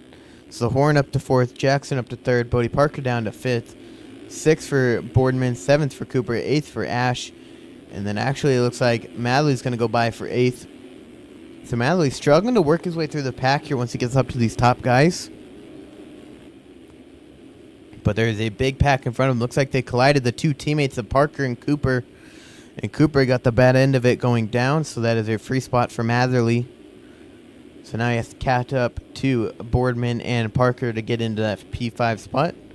And Alicorn and Leclerc still on fire, setting fastest lap of the race, actually. Going 2:03.8 compared to Seth Carr's 2:03.9. So he is matching pace with Seth Carr here. Seeing if he could hold on. Oh, and he gets a bad kick and goes down. Trying to run that pace with Carr and ends up going down. So we'll see if a mistake happens from Carr, but that might have sealed it if Carr can stay up the rest of the moto, which he was able to in both motos of Thunder Valley, I believe. So now we look back on Frank Jackson for P3, Alicorn P4 with a whole bunch of riders, Boardman and Parker, along with Mallory trying to get in there and make a move. So Alicorn trying to get around Boardman. Ooh, goes off track, loses a couple spots, hops back on, almost takes out Parker, but Matherly gets around both of them.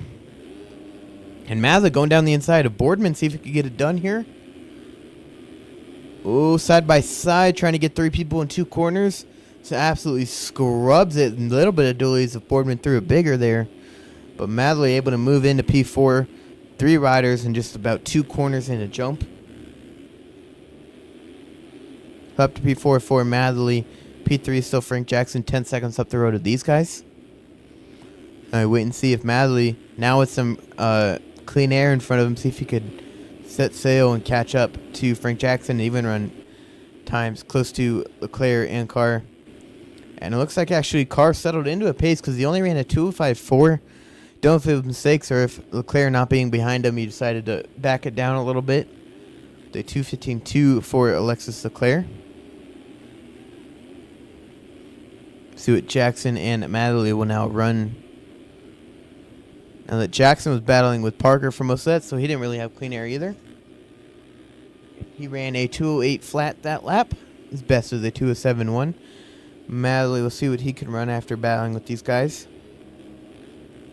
Ooh, he ran a 2:08.7, 2:13.4, 2:13.3, and a 2:16.7.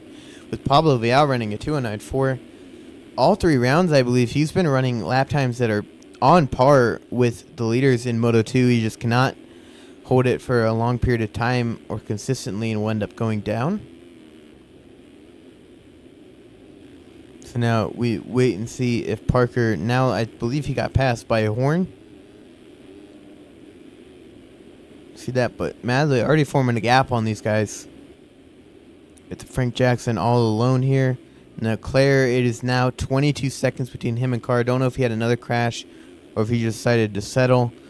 Believe it was another crash though.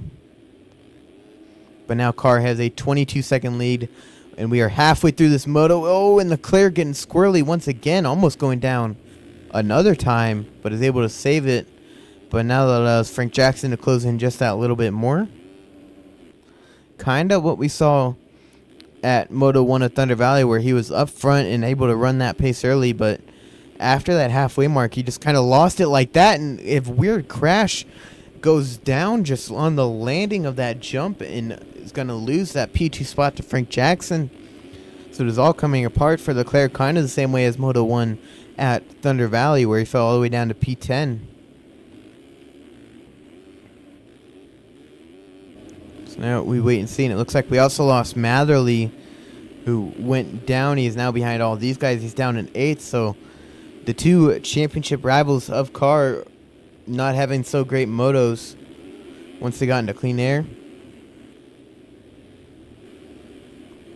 So now Leclerc trying to get back around Frank Jackson to move into P2 to not lose any more points than he needs to.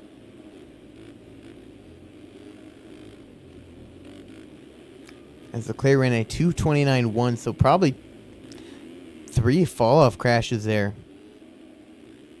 which is unfortunate after having a legs-off crash and already losing so much time to Seth Carr. Now we wait and see what Frank Jackson going to do now in that P2 spot. Don't know if he has the pace to run down Carr, but definitely has the pace to get a top 3 here in this moto, especially with the gap he has already on the rest of the field.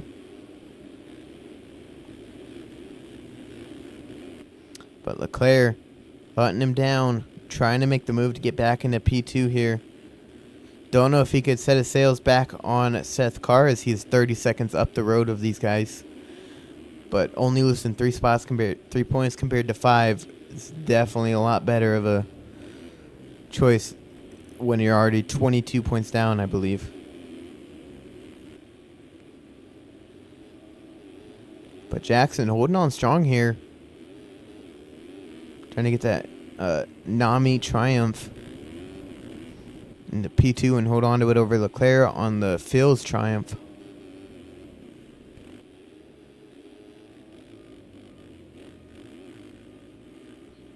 But Leclerc keeping him honest. Scrubbing down the hill, landing on that kind of knuckle bump there to not get legs like he did. A jump wheeling out of that rut too.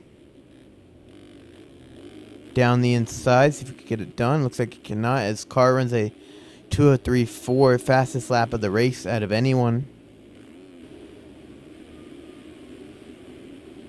See what Leclerc can do here behind Frank Jackson up the hill. He's right behind him, misses the rut though. Let's go the long way around.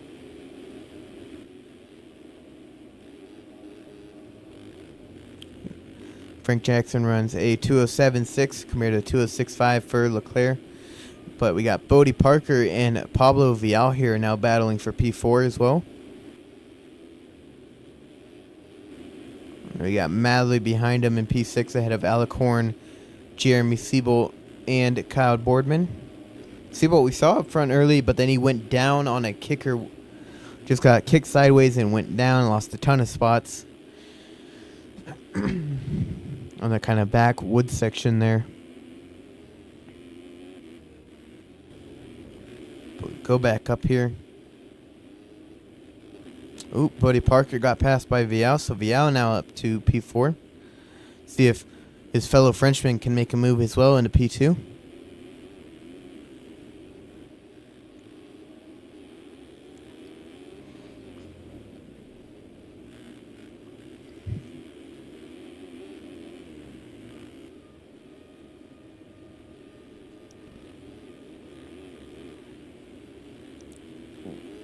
Almost a bad kicker there for Leclerc, but he's able to hold on to it. Down the inside he goes.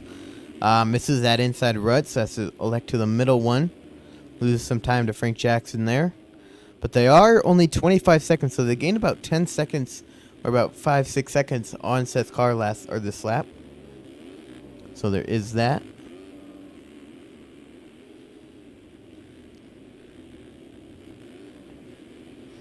So Carr, let's see what he runs this lap. As he's lapping someone. He runs a 2:17.3. So yeah, a fall off crash for Seth Carr. Like you guys closing that little bit, but still 25 seconds between them.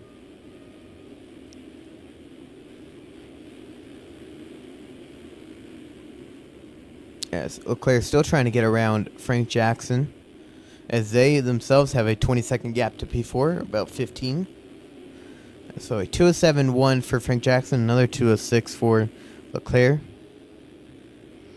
So he's just a little bit quicker than him, but not able to get a pass done.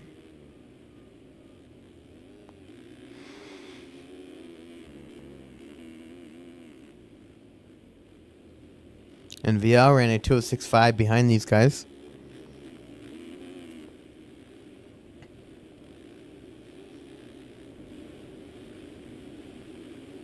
Oh, he gets a better run down the hill. Leclerc going around the inside. Gets a bad kick again. And Leclerc goes down by a bunch of these braking bumps. So trying to make a move goes down. So Frank Jackson is going to hold on to P2. Leclerc is going to hold on to P3. But now Jackson has that breathing room.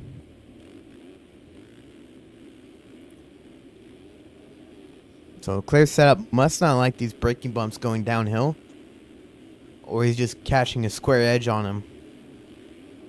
And just gets kicked weird. But Vial's still in 4th. Only 5 seconds behind Leclerc now. I think Alec Horn gets a bad kick, so he's going to not go down, just a tip over. And Siebold is going to get by him and maybe even race Cobble here. See if we can go around him. Looks like he can't. But he's eyeing up a pass here. Around that middle road, if he could get a run, it looks like he does so. Around the outside goes Race Cobble into P6 over Alicorn. Oh, heard the little pit of panic rev there. And then Alicorn looking to go back down the inside, see if he can get it done. He can't, so Cobble is still going to hold on for that P6 spot. But Alicorn is still giving a fight to it. Just not enough.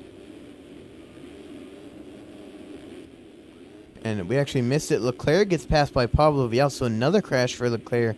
Just falling apart for him. So Vial now into P3. We finally have a good first moto for Vial.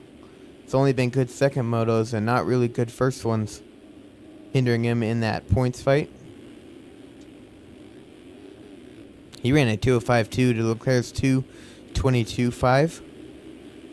And then Seabolt in P5 with Cobble P6 ahead of Alicorn. Jeff Cooper P8, P9 for Boardman, and P10 for Madley, still not able to move up the field. Just keep having some mistakes and falling back down. Only 3 points behind Leclerc coming into this, and had a real good shot if he could have stayed ahead of all these guys without the mistakes or going down with them.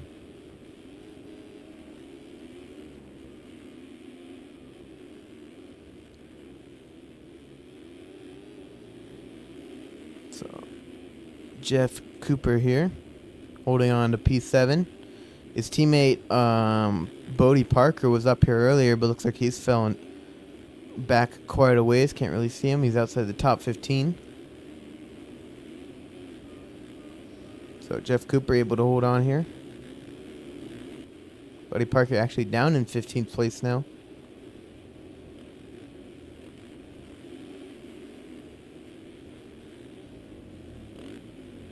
Let's see. Race Cobble not too far behind Leclerc.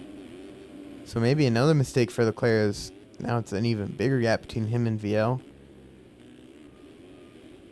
But they're not losing time to car. It's still 30 seconds. But they're not... Oh, woo, able to save it there. Gets a bad kick coming out of the corner. He's able to hold on.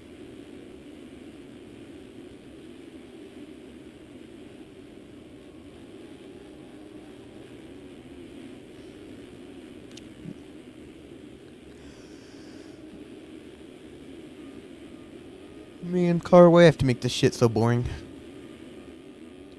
You just had to get to the front too quickly, man.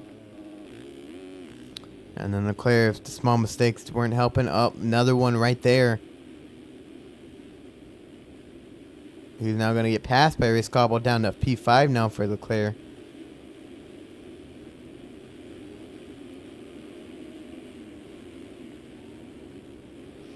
And Alicorn right behind him with Matherly ahead of Cooper and Seabolt now, and along with Boardman. So Madley has a good shot of still getting Leclerc. There's only 7-second difference between the two. Leclerc gets back by Race Cobble.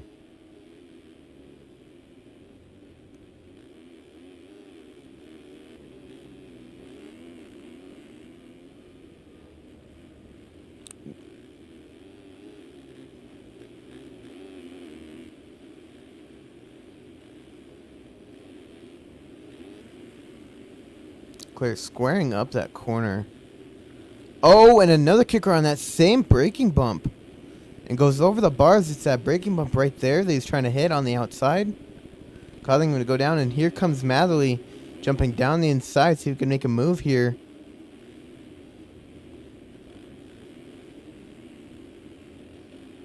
Ooh. And he's not. So Leclerc is able to hold on to P5 ahead of Matherly here. But both of their title rival up in P1 at 37 seconds ahead of the entire field. Not a good look if these guys want to win the championship here. So we have a little over 4 minutes and 2 laps to go. As long as Leclerc can salvage and hold on to this P5, give him an even better chance. Not a good one for the title, but better than losing even more points. That 10th last week in Moto 1 really hurt him after coming into the round 4 points back.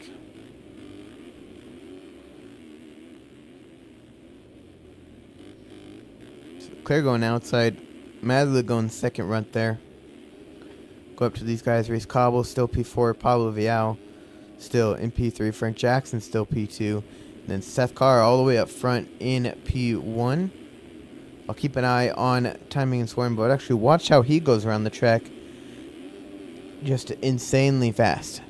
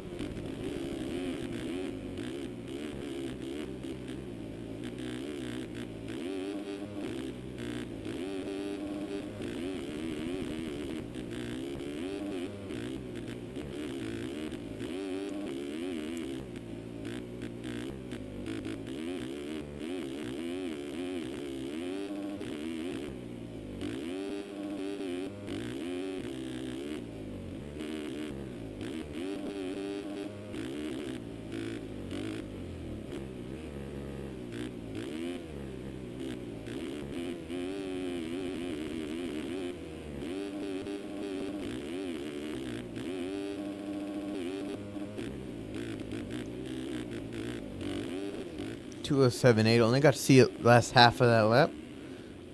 Definitely the quickest because everyone else is running 2:10s or more. But 4 seconds off his best lap after all this road is still pretty great. Still Frank Jackson in P2. Pablo Vial P3 still with Race Cobble. Closing in on him. Then we got Madley in P5. P6 for Cooper. 7th is Leclerc now. So it's going from bad to worse for your number 7 5-time champ. Oh, and it looks like Cooper went down. So that's a free spot for Leclerc up to 6 as he makes a mistake jumping off the track. So kind of getting saved by Cooper there. And here is Lang. We finally see him in P7. Going 2-2 last week.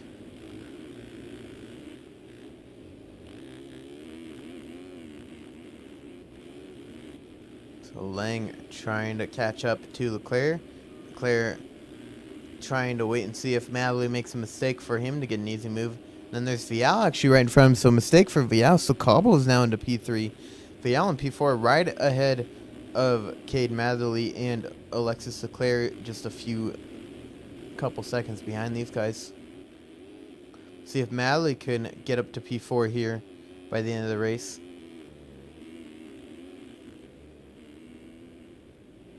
And if he does, he'll only be 1 point behind Leclerc going into Moto 2 on the points. But Madley looks like he's charging hard on these last couple laps of the Moto. Going down the hill. Oh, lapper down. Or is that a lapper? Yes. No, that is Reese Cobble. So Cobble down. So now this is a fight for P3, and this will be to pass Leclerc in the point standing. So he'll be 1 point ahead of him if he makes this pass. Leclerc does not get his race. Cobble, ooh, small mistake there from Madley, but able to hold on to it. Oh, Vial, kind of a small kicker, but still able to hold on to it as well.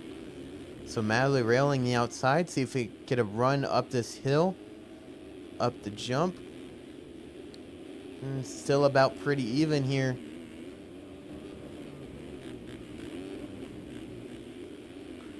See what he can do with these next 2.5 laps for him.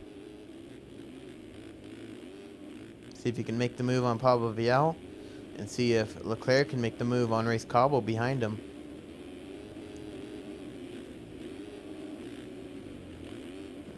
And then mistake from many of these guys. Lang has a good chance of being close to him as well.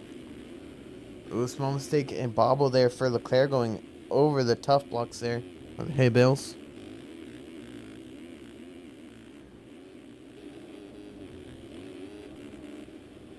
And then Madley can still see Vial there, right in front of him. They're all jumping off the side of the track there. I don't believe there's cuts if they're all doing it. But we'll wait and see.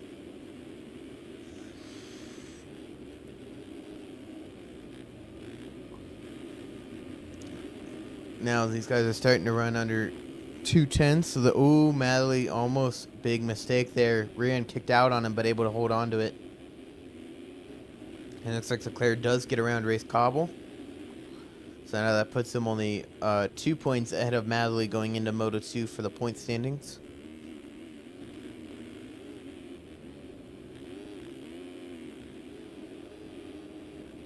But we got 3 laps left with time expiring as car is about just past the finish line. And now Madley right behind Vial. See if Leclerc is able to get through that braking bump. See if Madley could get it done, and Leclerc is closing in quickly. He could even get by both of these guys because he's got about 2, almost 3 laps to do it. Oh, bad kicker there from Vial. Looks like Leclerc had to slow down as well. Might have a mistake. Oh, another kicker from Vial trying to push it to hold on to P3 ahead of Madley. He takes the same line as Madley, and then he goes over the rut and tucks the front end, so he is down. He's in the rut. Leclerc has to slow down, but Leclerc getting into P4 now because of it. And Madley only a couple seconds, or about a second and a half ahead of Leclerc. For this P3 spot, about 2.5 laps left to go for him.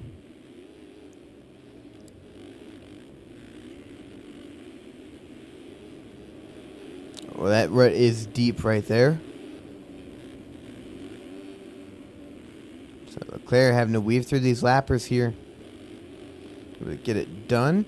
And it's now down. It was about 2.5 seconds. It's now, it looks like it's teeter-tottering. It's a bit of a yo-yo effect, but it's 1.8 now between the two. And then Lang actually moves ahead of Race Cobble.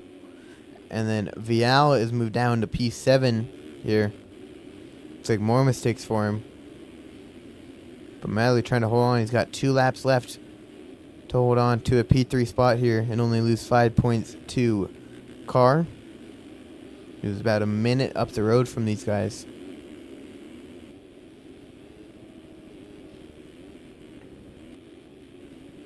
See, Leclerc lost some room. It's now up to about 4 seconds between the two.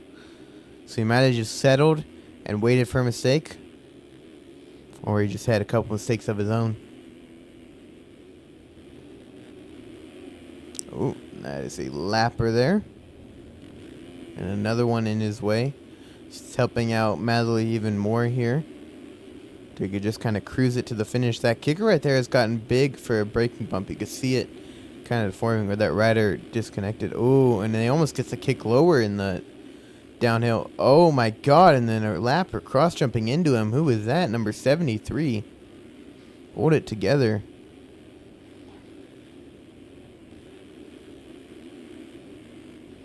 And it looks like Carr just got onto the final lap here.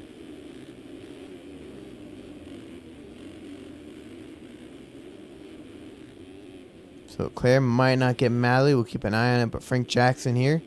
And then here is Carr all the way up ahead. He's got a 42-second gap between him and Frank Jackson. And then it is a minute 12 to Madley. And a minute 17 to Leclerc. Carr just kind of cruising his way home. Goes down. He has plenty of time, though. You just can't afford to do that too many more times. But it'll only be down to like 35 seconds between him and Frank Jackson. There is Shirley. So he's lapped Shirley here. Not the outdoor season Shirley wanted. He's been lapped more times than not this season through the first 6 motos. But that's also because of Carr's insane speed through the first 6 motos as well. But it looks like Jackson had his own mistake because he's still at 44 seconds.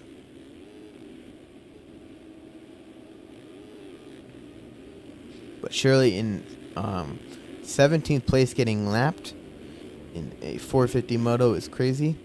But I think he did lap up to like 11th last week. So, and he is tripling all the way up that hill. That is another thing that is gaining him so much time.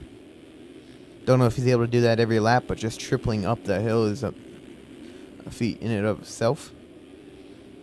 Oh, and it looks like Cobble is going to be able to get around Leclerc. So some mistakes are keep on happening for Leclerc here. see if he could hold on.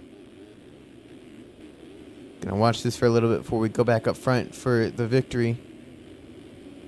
Surround that rock, gets a bad kicker, is able to hold on, but there's a lapper in the way and he goes off track. So looks like that race is done for now. It might continue after this. We're gonna go back on. He lets Seth Shirley by. Does he let Seth Shirley by? But your 450 Moto 1 winner looks like it is going to be Seth Carr here at High Point. So then we go back, and Cobble still getting pressure from Leclerc. We'll see if Leclerc can make a move on it. Just have to wait and see if these mistakes are going to continue to happen for Leclerc on these downhills or the braking bumps are. Sending it up this hill, jumping to the inside, kind of misses it, but is able to still get into it. Not tripling up the hill. Just following Cobble through this rut here. Has to check up so he doesn't get the legs again. Sending it down the hill. Oh, and he gets a bad kicker again up the hill. So it's just bad kicker for Leclerc constantly is what's been happening this moto. And here comes Vial behind him. Vial might get a spot. Looks like Leclerc might be able to hold on. He's got a couple corners to go and a big downhill. So it was Frank Jackson P2. It's going to be Matherly P3 as Vial sends it up the hill down the inside. Leclerc tries to block it off, cannot get it done. So Vial is going to get by him as well. So Matherly's... Oh, and a bad kicker again for Leclerc. That might put him down. I don't know if Link can get him. So it's going to be Matherly P3, 4th for Race Cobble, 5th for Pablo Vial. And then Leclerc's going to get going before Lank. So just constant errors for Leclerc. Cost him a chance at a P2 here today. So it looks like he is going to have to settle for a P6 here in Moto 1. P7 is going to go to Tyler Lang. P8 looks like it's going to go to Alec Horn after battling up front early with Leclerc. P9 is going to go to Bodie Parker after we lost him for a little bit, but he's able to work his way back up from outside the top 15. He's going to get P9, P10 for Noah Bindis. P11 is going to go to Jeremy Siebold. P12 to Jeff Cooper. 13 is between Hunter Ash and Alonso Robin. Hunter Ash is kind of cutting the corner there. And it looks like Alonso Robin is going to get him. And it looks like Kopke got a bunch of people there. It's going to be Boardman, 15th Shirley, 16th, 17th for Ash Daring, 18th for, or 19th for Chase Blakely, 20th for Jody Carter, and then 21st for your 4-time Supercross champion, Braden Carter.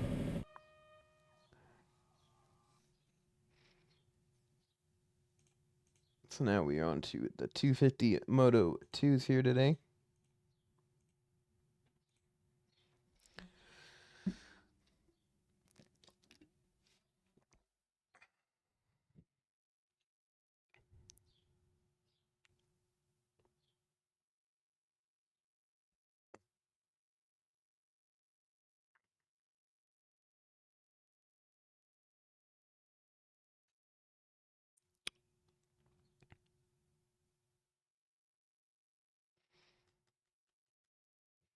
Well, it was an eventful moto.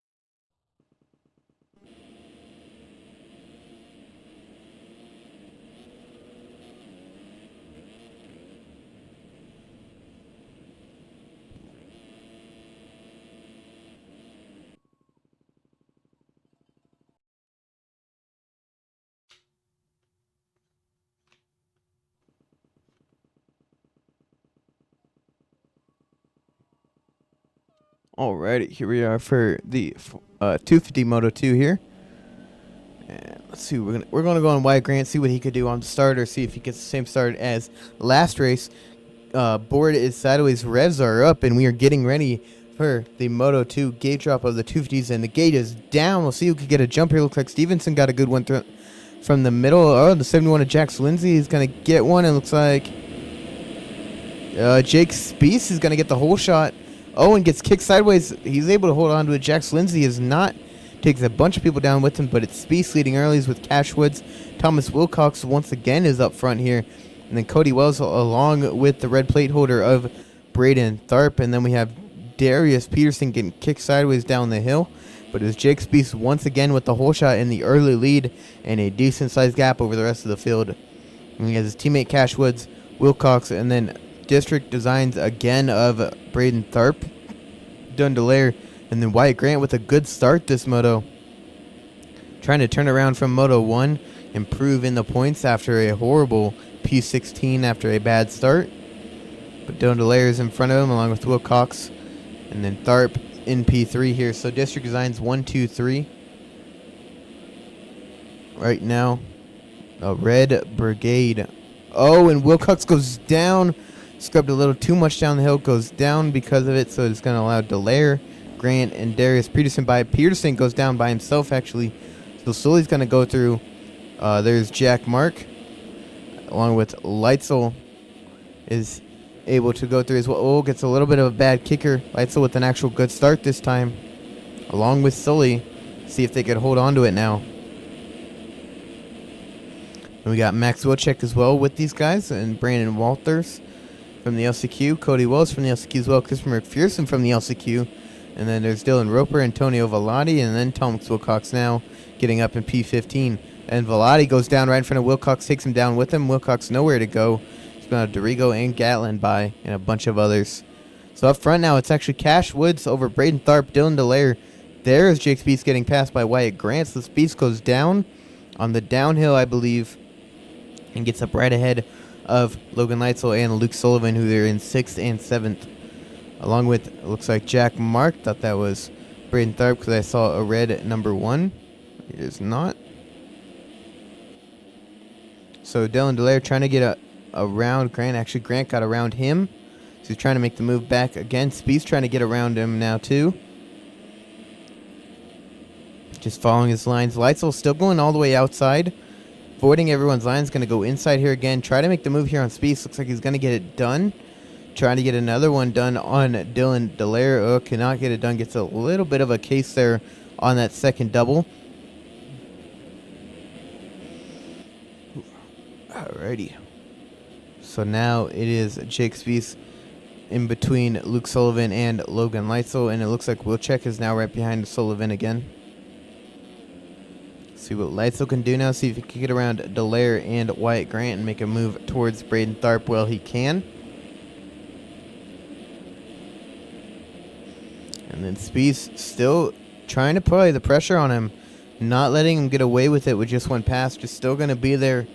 You can see if he could have him, or see if he could force an error. He's going to go middle right, trying to go around the outside, and he's able to get it done. Get a drive up this jump. And he's going to get the line down the inside, but Leitzel going to go outside anyways, as he has been doing. So Spieth's back into P5 with Delaire and Grant right in front of him.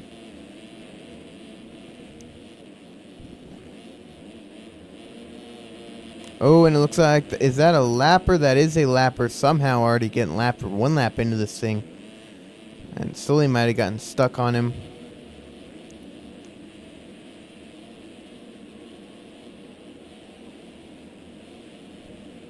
So it is still Cash Woods going to lead us through lap 2 of this second moto. He's going to run a 2:08.9. We'll see what Tharp runs, 2:10 or 2:10.2. Grant runs a 2:09.6, 2:10.4 for Delaire. All these guys will check in a 2 for 1 in that corner past Spieth and Leitzel. So Wilczek running 2:09.5. Oh, Spieth almost goes down, scrubbing a little too hard there. Leitzel trying to launch down the inside. Now he's going to cut back under. Does he get the line? He does. So Leitzel's going to get past him into P6 here. Trying to follow Wilczek. He's going to go outside here, get a run. Going to go down the inside and block the line off from this guys. So now Leitzel into P6er. Oh, Spieth almost gets in the back of him, almost goes down. Gives Sully a chance to get by him now. See if he can. Sully on the move here. He's got a big run. Looking down the inside, backs out of it, just follows him through. It's only one line through there. Let's see. Just following him through here, just following his lines. Jumping down the hill. He's going to get the triple up this hill now. Does he go inside? He thought about it, but went against it and just decided to follow him through that third rut. Oh, almost a bit of a double whip there from Spieth as Sully was tossing it behind him. Oh, and it looks like Dylan Delaire has a small mistake, so Spieth and Leitzel are able to get by along with Wilczek. And then, oh, and another mistake for Dylan Delaire, kind of over whips it looked like. So now Sully's able to get by him. And Spieth's jumping down the hill to try to get by Leitzel. Could not get it done. So now Wilczek is trying to catch up to Wyatt Grant as Grant's almost on the back of Tharp.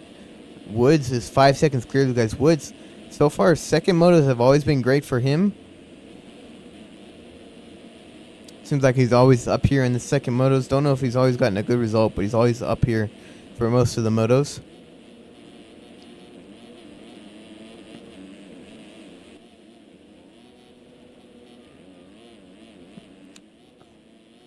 So Woods leading early over Tharp, Grant, and then Wilczek setting the fast lap of the race with the 2:07.3 ahead of Leitzel, Sullivan, Delaire, and then there's Spieth again with Wells and Jack Mark. We got Dylan Roper and then Hayden Stevenson in 12th, Adam Holm in 13th. First time we've seen him all day. And then 14th for Christopher McPherson. And then 15th for Jack Gatlin. It looks like Dylan Delaire has gone down again off the track, so he's losing even more spots here. It looks like he's down to P12 behind Stevenson and Roper. We got Cody Wells, trying to get around Jake Spieth. Kind of collects Jack Mark with him. And then he's able to still get around Jake Spieth. Got a whole bunch of Disc Designs riders behind him. Dylan Roper went down, so now Stevenson is able to move up into that P10 spot.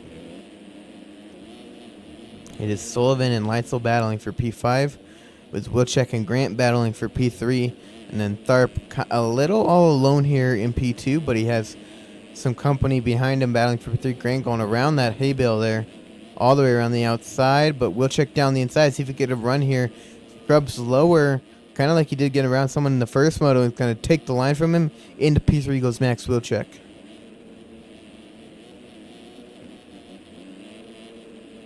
So now Grant in P4. Leitzel still has Sullivan right behind him as they're trying to move forward here. I know these guys being a call together, so they're just trying to hold on. And Cash Woods looks like he's gone down.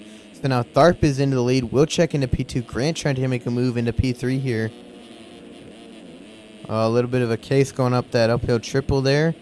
And it looks like Grant helps off track. See if he could hold on here. Maybe not. But Woods is going to be able to hold on for that P3 spot as of right now. Grant, looks like he almost went down there, kind of caught a little too early than he would in scrubbing up that hill. But it is now Braden Tharp, your points leader, looking to go 1-1 here today as he's leading early here in Moto number 2.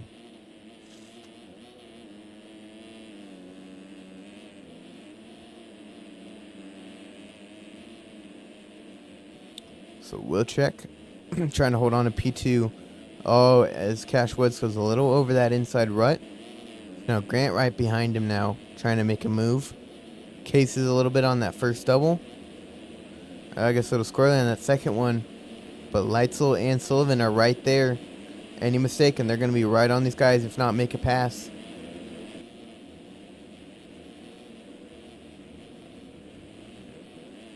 Leitzel and Sully heading into round 3. We're championship favorites going into this. And then they had a poor round 3, so now they've kind of lost some touch and they've fallen down in the order of the point standings. So now they're trying to regroup and catch back up and pass some of these riders. Grant, I think, was one of them after that poor P16 in Moto 1. But we'll check. Only 2 seconds behind Tharp still. Seeing if he can hold on for the next 20 minutes of this moto.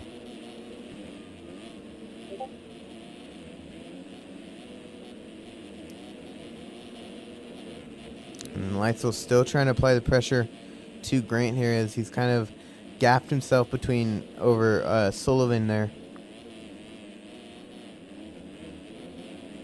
Oh, down the inside goes Leitzel. Tries to cut him off. Gets a little squirrely, so Grant able to hold on to P3, or P4, sorry. And P5 for Leitzel still.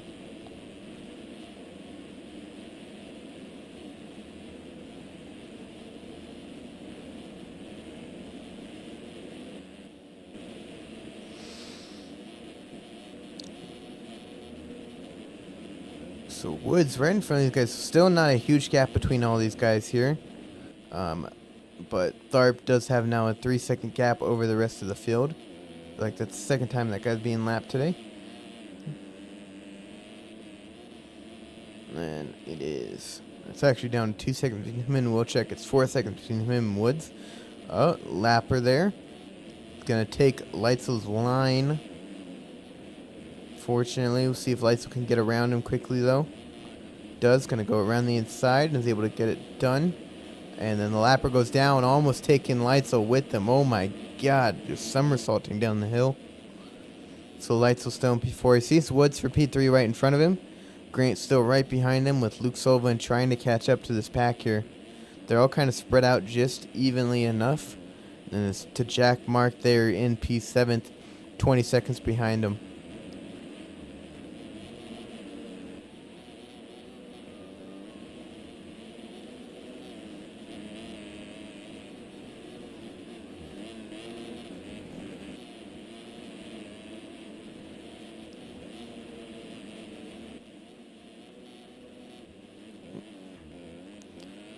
See, so now it's 3 seconds. Two people that battled at round 1. He was getting there until last round. He was up there for the title contention, and then fortunately bad Moto 2 kind of screwed him. So now he's trying to regain as much as he can. But finishing behind Tharp is not going to help him, unfortunately.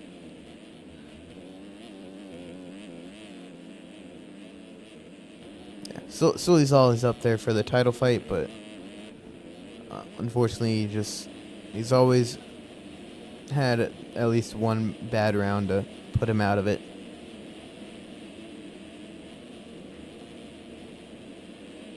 Let's see, there's Cash Woods right in front of him. Still all evenly spaced as they're trying to navigate through the lappers here.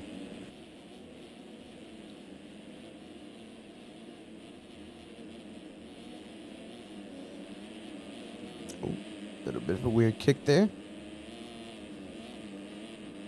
But Woods and Leitzel still battling. Leitzel still taking alternate lines, which is good to see because it shows that they could still be fast. Don't know if they're the fastest, but they're still fast.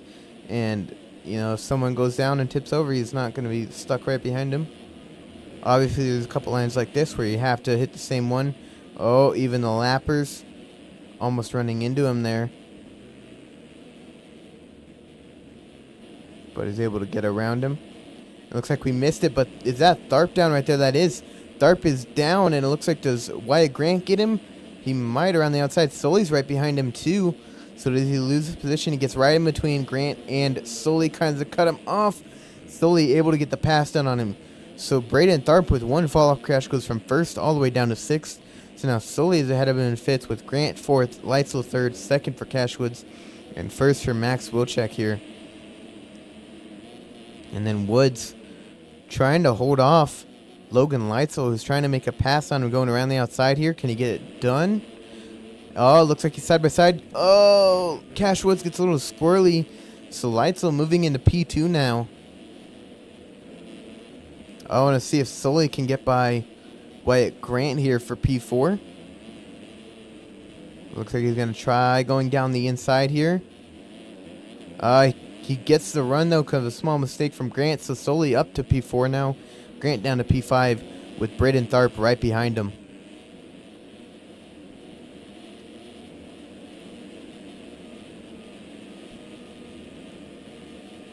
Oh, and Leitzel, mistake at the bottom of the hill, so Woods gets back by him into P2. So Leitzel back down to P3. Wilczek now has a 4-second lead over Cash Woods.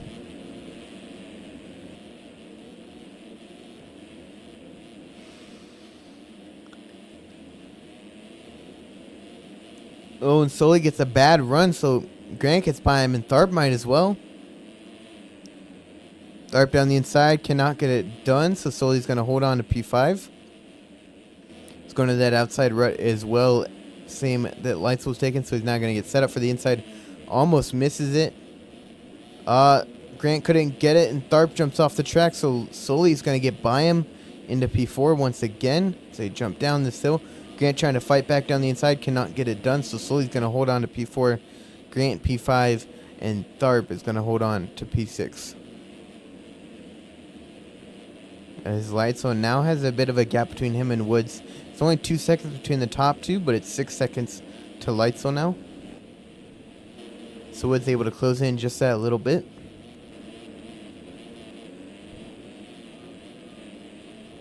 As Leitzel tossing it over that quad jump. Which, looks like we lost Sully there on that triple up the hill. So now Tharp is up into 5th, Sully down to 6th. And we'll see if Tharp can make a move here on Grant. Down the inside to block off the line goes Grant, but Tharp even farther inside trying to make a move here. Could not get it done. There's a lapper down in the way. Oh, Grant almost gets kicked sideways enough to lose it there. Was able to hold on. So Grant still P4 ahead of Tharp here.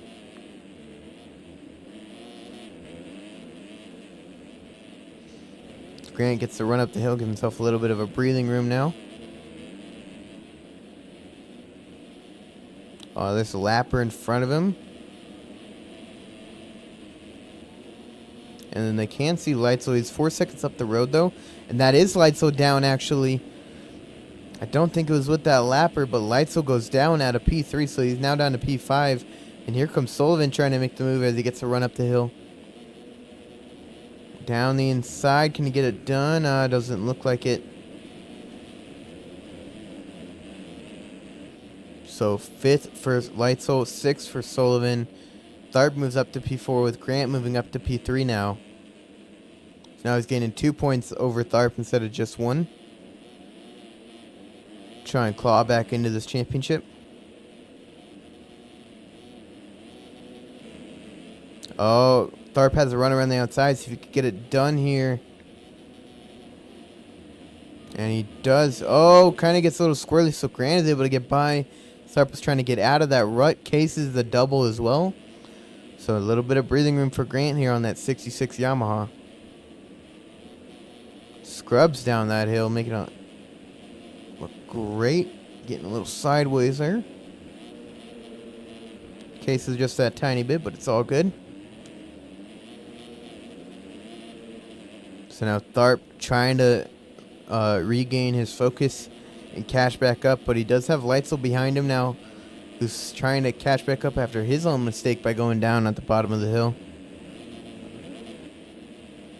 But Tharp right on the back of Grant, seeing if he could get something done here. Down the inside once again, trying to get it done. He does forces Grant to move out of the rut and makes the pass into P3.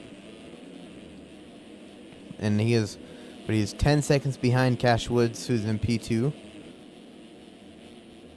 So down the inside goes Grant. Misses the rut, could not get something done. So Tharp's still going to hold on to it. Grant's still P4. Leitzel's going to be P5. And then it's still going to be Luke Sullivan in that P6 spot. These guys have about a 13 second, about a 15, almost a 20 second gap over 7th on down. Oh, Grant gets another run, actually trying to go around the outside. Could not get it done, though. Oh, and he runs into the back of Tharp and goes down. So Leitzel's going to go through. Sully's going to go through. So Grant's going to pick himself up in P6 now.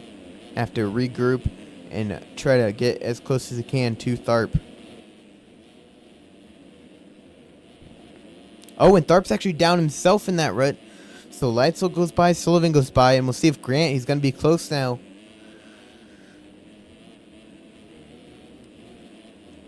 So Grant still has a shot of beating Tharp here in this moto. Ooh, cases a jump there. And it looks like Leitzel is down there. So Sully goes through and Tharp along with Grant. So Leitzel down to 6. And then Grant down again, going over the berm. So Leitzel getting back into 5th. Grant down into 6th once again. And then now it is Sully in P3 over Tharp in P4. As Cash Woods is making it interesting up front. Keeping it close between him and Wilczek gets caught up with the lapper and goes down. So Cash Woods goes into the lead after Wilczek gets caught up with the lapper.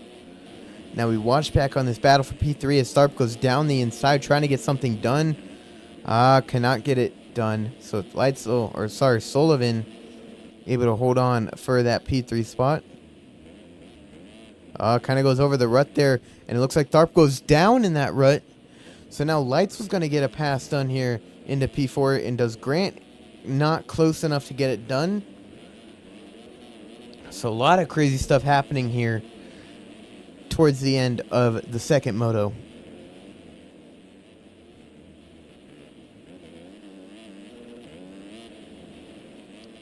Oh, Sully, able to hold on to it there.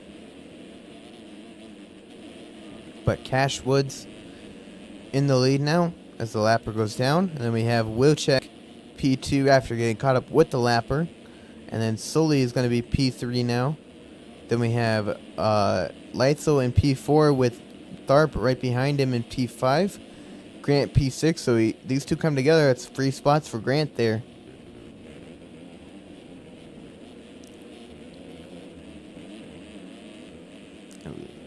And see what Tharp can do.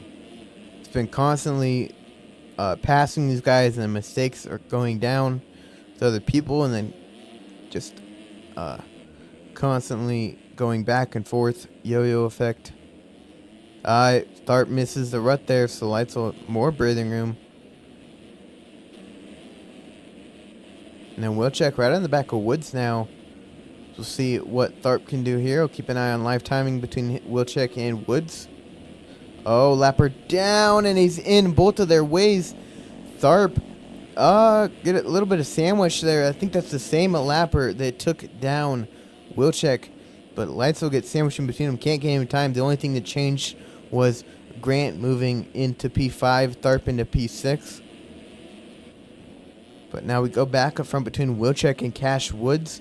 Keep an eye on that battle for 4th there between Leitzel, Grant, and Tharp. Oh, and he scrubs too hard. Lands wrong. So Wilczek is going to go back into the lead here. Cash Woods is going to settle for P2 right now. It's going to be Sullivan P3. Leitzel holding on to P4 with Grant 5 and Tharp 6. It is chaos here in the 250 class. Let's see what Tharp can do. He has both people right in front of him. All his title combatants are the 5 in front of him here. Too far behind to get Cash Woods in P2, but he has a chance at P4. Don't know about P3, but there's still 6 minutes left in this moto, so he definitely still has a chance with everything that's been going on with all the crashes from these guys.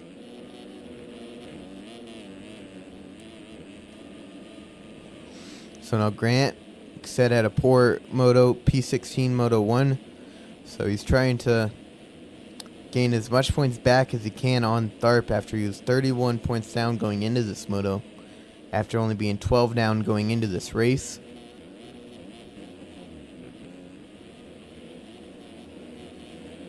Now we wait and see. And actually we missed it, but Cash Woods goes back into the lead here over Wilczek, so it is just swapping places. Nobody wants to lead out front. Wilczek down again, all on his own. That might give Sully a chance to come up into P2 here. Looks like Wilczek actually gets going before then. Cannot clear the double. Does he get landed here by a lapper on the 24? Does not. So Wilczek now has to worry about Sullivan right behind him. So I may be wrong. Tharp might still have a chance at P2 if they keep wrecking like this. Ooh, lapper kind of in the way. I got going though. We're all good. So now Cash Woods has a 10-second gap over Wilczek. And then Sully is 3 seconds behind him. Who won the first couple motos? It was Braden Tharp won Moto 1, and it was Seth Carr who won Moto 1 for the 450s.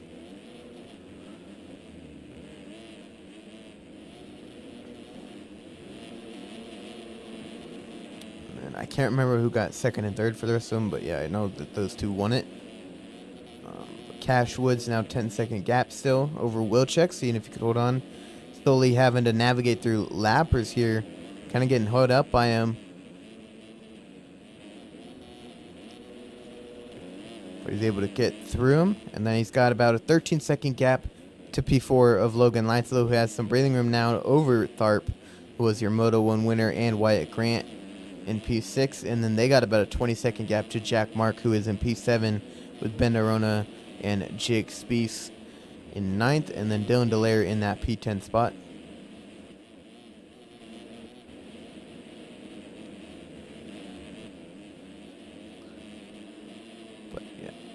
It's down about 8 seconds now between the top two.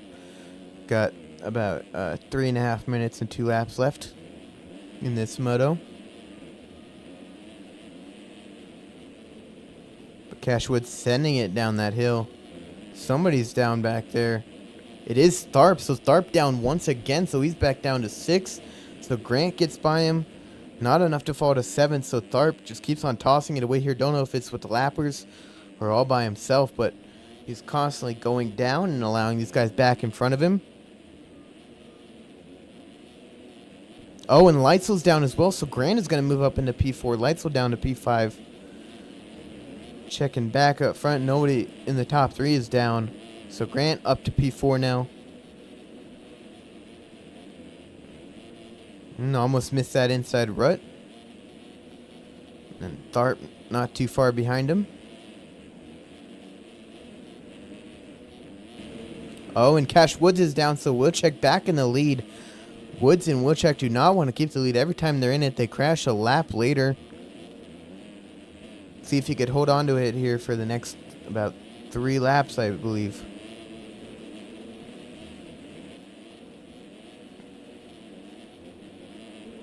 So now Sully moved up into P2. Woods down to P3. Grant 4th. Leitzel still 5th and still 6th for Tharp. Now, Sully might have a chance at the overall. I don't know. I can't remember what he got first moto. Might have been an 8th. So an 8-2. I don't know if that's enough to beat a 1-6. Nah, that's definitely not. Yeah, P8 first moto for Sully.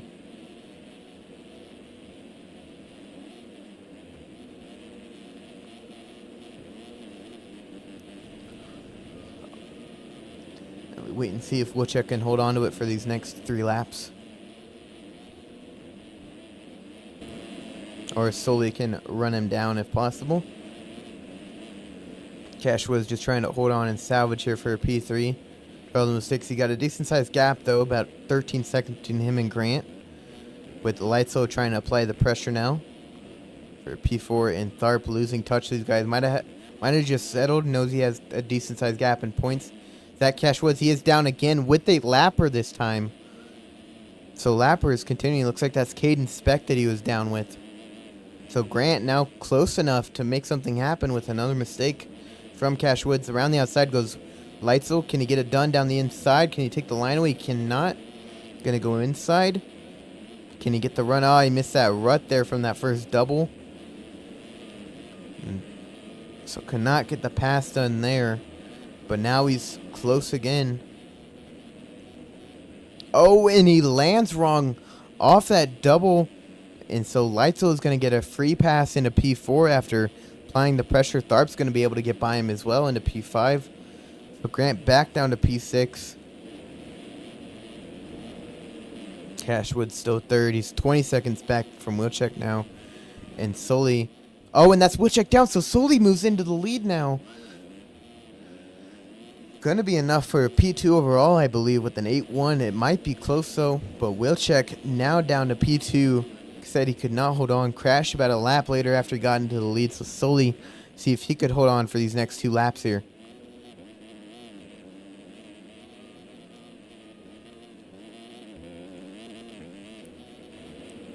Ooh. Still kind of getting in it with some lappers there, but their start. Looks actually Jack Mark actually was able to get by Wyatt Grant. So even more problems for the number 66. Falling down to P7 now, battling with Nerona, so that's going to be down to P8. It looks like Leitzel was down as well, so Tharp is going to move into P4. Leitzel down to P5. Keep an eye on these top 3, see if Sully can hold on, like I said, for next 2 laps to get his first Moto win of the year. Don't know if his first career Moto win, but definitely the first of the year. Ooh, another small mistake. Almost went down. A little bit of a kicker when landing there for Wilczek. He is pushing, though. He's brought it down about a second between the two. About half a second since that first downhill. So let's see. Can Sully hold on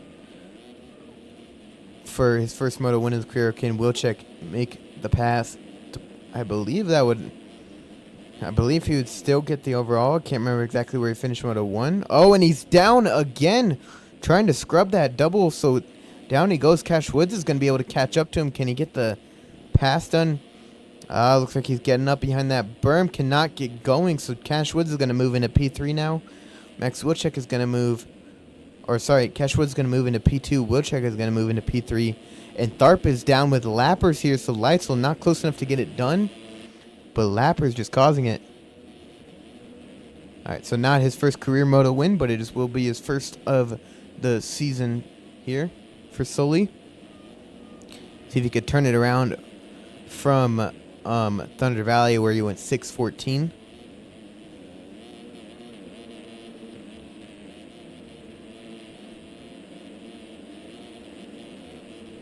Oh, and Tharp gets kicked again on that downhill and goes down. Even more problems for him. So Leitzel is now going to get him and move into P4. And it looks like Jack Mark might actually get by him as well because he doesn't have the run up this hill. Brendan Rona not going to be able to get him. Not close enough. So Tharp down into P6 now. And Leitzel not close enough to get Wilczek. About 15 seconds between those two. Oh my god. And Lappers almost just cleaned Leitzel there. Lappers are being so hazardous right now in this moto, as it looks like Sully is going to take the white flag here. He's got 1 lap to go. He's got a 20-second gap over the field. See if he could hold on for the first moto win of the season and try to ignite that championship fight for the title. It was P2 going into last week. I think he dropped down to P4 going into this week, but this will definitely boost him back up. Maybe not boost him up positions, but not closer in points. So that 8-1 does definitely not gain him points on a 1-6 from Tharp.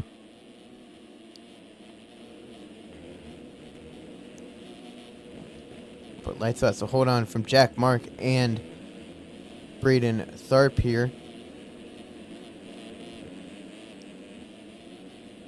See if Tharp can get around his, I believe that's his teammate. Yeah.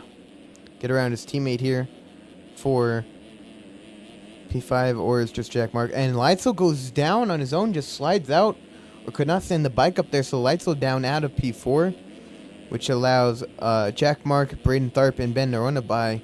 And Tharp gets around Jack Mark there to move into P4. So Leitzel down to P7, and Jack Mark actually gets Tharp, who went down there on a tough block. So Leitzel's going to get by. Every time Tharp makes a move on his championship rivals, he just continues to go down here. We got Wilczek behind Cash Woods in P2 still. And Sully just leading the way, kind of cruising here. Doesn't have to push on this last lap here. He's got a big gap between them. But the big fight here for P4 between Jack Mark, Nerona, Leitzel, and then Tharp a little bit behind him. Oh, Nerona trying to go down the inside. If he could get it done, he's going to go around the outside now. It sets him up for the inside. Don't know if he could get it done. Makes a small mistake. And Cash Woods is actually down in P2. I don't think Wilczek can catch him. But we're going to go back to the front. For your Moto 2 winner here at Hangtown is going to be Luke Sullivan on the GIBR Co. Triumph.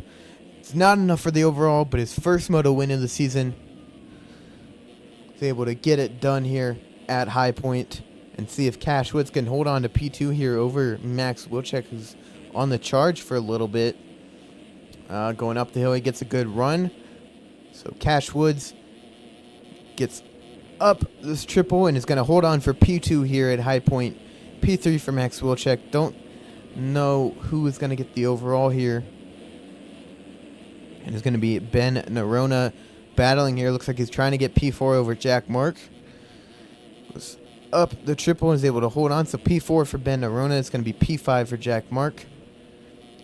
And then P6 for Braden Tharp.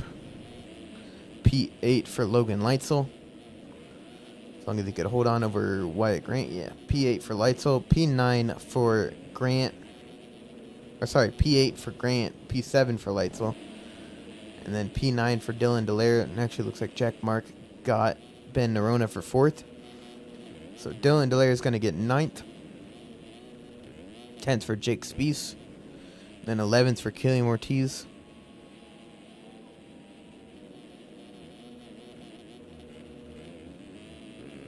As he could, get through the banners. There you go. There's P11 for him. P12 for Dylan Roper on Braden Tharp's bike. Cody Wells. Looks like he's going to get 12th or 13th, sorry. We could hold off Adam Holm.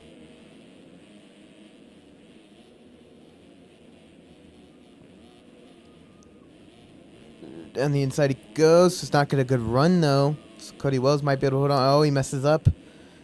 Adam Holm trying to get the drive here. And might be able to get it off cuts. And Adam Holm does get him off cuts. So 13th for Adam Holm, 14th for Wells. DeRigo does not finish ahead of Christopher McPherson. All right. And then 18th for Stevenson, 19th for Wilcox. 20th for Gatland, 21st for Walters. Don't know who got the overall there, if I'm being completely honest.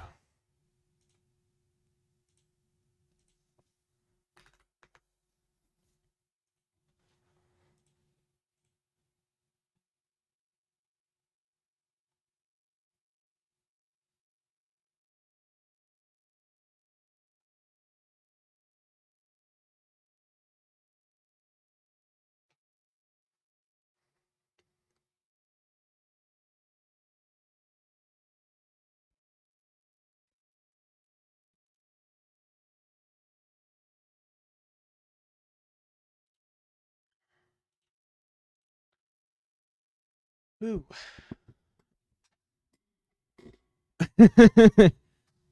9 wins to finally get one.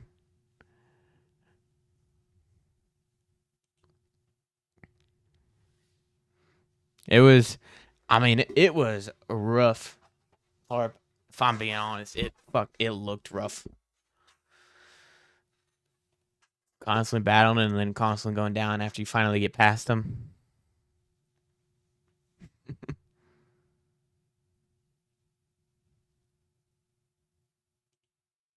Yeah, I didn't see what happened there. I just saw you go down and unfortunately couldn't catch much of it.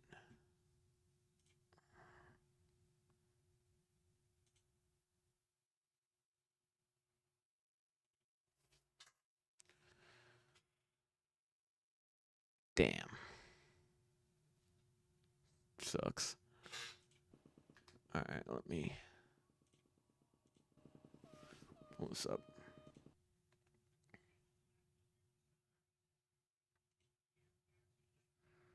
Okay, so Tharp won the overall, and then Woods got second overall,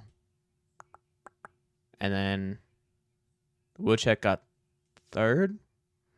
So that's 40 to a we started? No.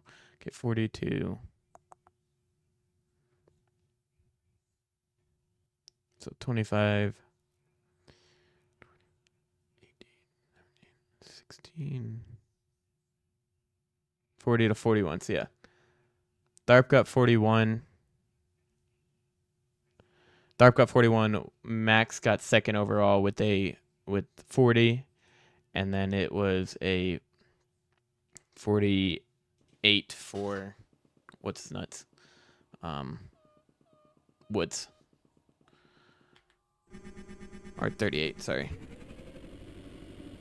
So yeah, so the overall was Tharp, Wilczek, Woods. And then we're going to go on Carter here for the start of the first moto. Or first moto, my bad. Second moto. Alrighty. Braden Carter does not get a good start. Leclerc gets another one but gets shoved out actually by Carter. So Carter did get a good start and goes down. Carr is going to pull the whole shot actually. So Carr, early lead, not what anyone wants to see, especially for me, man. Snooze fest is about to happen. So Pablo Vial going to be P2. It's going to be P3 for Shirley, who got lapped last moto in 16th. Oh, Vial almost going down. Like I said, always has good motos for Vial here. Seeing if he could hold on for this whole moto. Oh, and Shirley gets kicked sideways and goes down, so Carter in P3 still. Lang is going to move up into P4. 5th for Bodie Parker. 6th for Blake O'Brien. 7th for Castellaneta. 8th for Joey Carter. 9th for Ash Daring. And 10th for Jeff Cooper. Oh my god, I'm not even showing the ding. Yeah, there we go. Now I can show the timing. But Carr leading early here over his teammate Braden Carter. And then we have Lang P3. Vial's fallen down to P4. Oh, and it looks like Carter goes down on the inside, so it's going to move Lang up into P2, Vial up to P3. But now it's 3.5 seconds between Carr and Lang. See if anyone can stop him from just checking out on the field here. Bodie Parker now up to P4, Castellaneta 5, Joey Carter 6, 7th for Daring, 8th for Jeff Cooper, 9th for Matherly up here, and then 10th for Seth Shirley, who we saw go down early. Matherly making some early moves, 2 for 1 in that corner over Ash Deering and Jeff Cooper. And then now he has 3 more riders in front of him of Castellaneta, Joey Carter, and then Bodie Parker. Can make another move here. Cowie back there. I think that was Ash Deering, went down at the top of the hill.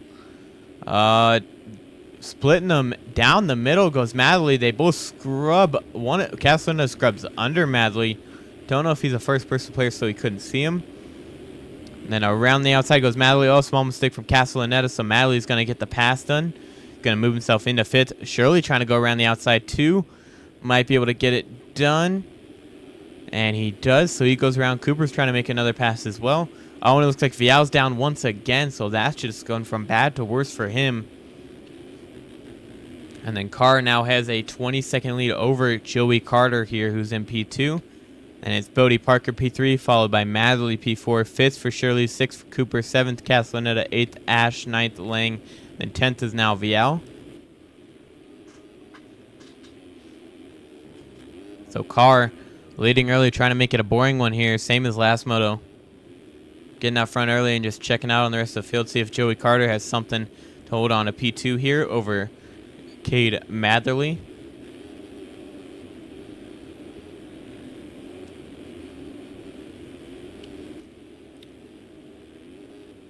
And he's still doing that triple up. Oh, he actually cased it this time, but bounced the suspension, helping him out big time there. If that was Leclerc, he'd be dead. But Matherly P3. Trying to catch up past Joey Carter here. Only one sending that triple is Seth Carr, and that's probably why he already has an 11-second gap. And then there's a whole gaggle of riders, starting with Jeff Cooper here over Hunter, Ash, Lang, and Vial. Vial trying to jump by Lang here down the inside, see if he could get something done. Lang cuts him off, and he's also going to make a move past Hunter Ash here. Actually, no, Ash is able to hold on to him. Around the outside goes Lang. Can he get the run up the hill? Oh, gets a little bad kicker there. Able to hold on, though. Now he has to get on the outside lane. Ash kind of forces him, but he just powers around him and is able to get the pass done into P6. Now Jeff Cooper is next for him to pass.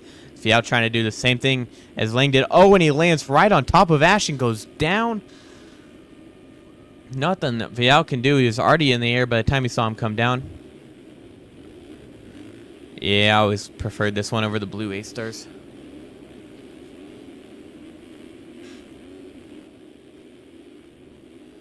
Alrighty, so Hunter Ash here after getting landed on by Vial. Lang trying to make the move on Jeff Cooper here. Waiting to see if on Jeff Cooper going from the far outside and then taking another outside line there. Hold on. So Castellaneta Madley still not able to catch up to Joey Carter here, as Seth Carr now has a 14-second gap over the rest of the field. So just slowly checking out here.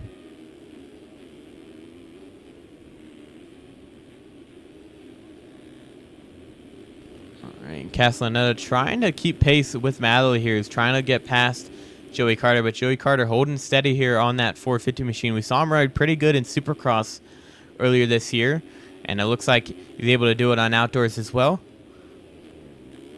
I don't believe he raced last round. If he did, I didn't see him much, but I know he did good at round 2 for a little bit, or was up front early. And then Lang still trying to get around Jeff Cooper here. Down the inside as Cooper kind of misses that inside rut. So Lang into that P5 spot now. And then still Hunter Ash here in 7th. Alonzo Robin 8th. Pablo Vial 9th.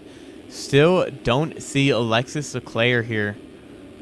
See Frank Jackson in 15th, who was your P2 finisher in Moto 1.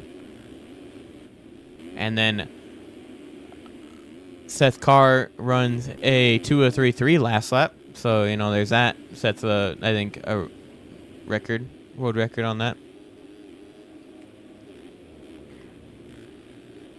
And Joey Carter's still second. These guys are running 3 to 4 seconds slower than him. Thank you for subscribing, Dill. Yeah, Dill. 321. Thank you, man. And then it is Cade Madley still trying to make it around Joey Carter. He's caught up to him, though. He's right behind him. See if he can get the pass done and try to get as close as he can to Carr before he runs away even more than he already has. It's already up to 16 seconds. Almost 17 now between Carr and Carter. So Madley trying to make quick work of it. Yeah, no problem, man. I don't know where else to post, to be honest. I just posted in the RF Discord, and that's about... I don't know where else to post it. But Madley was able to get around Joey Carter into P2 there. So now let's see what Madley can do here with some open air. I don't expect him to catch Carr unless Carr makes some mistakes, because Carr is honestly just that high of a level over everyone else.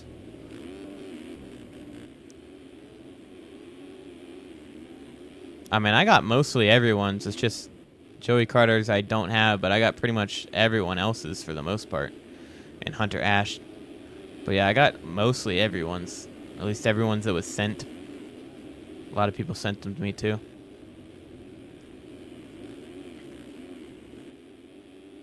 It's just a few riders that I don't have skins for is actually riding up front this moto. It's cool to see.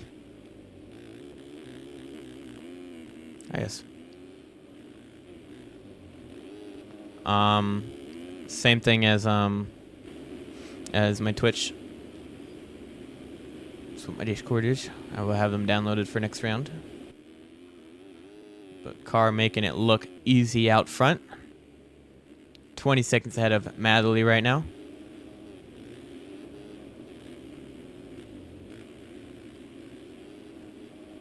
And then Carter's still third. Lang is still in fourth.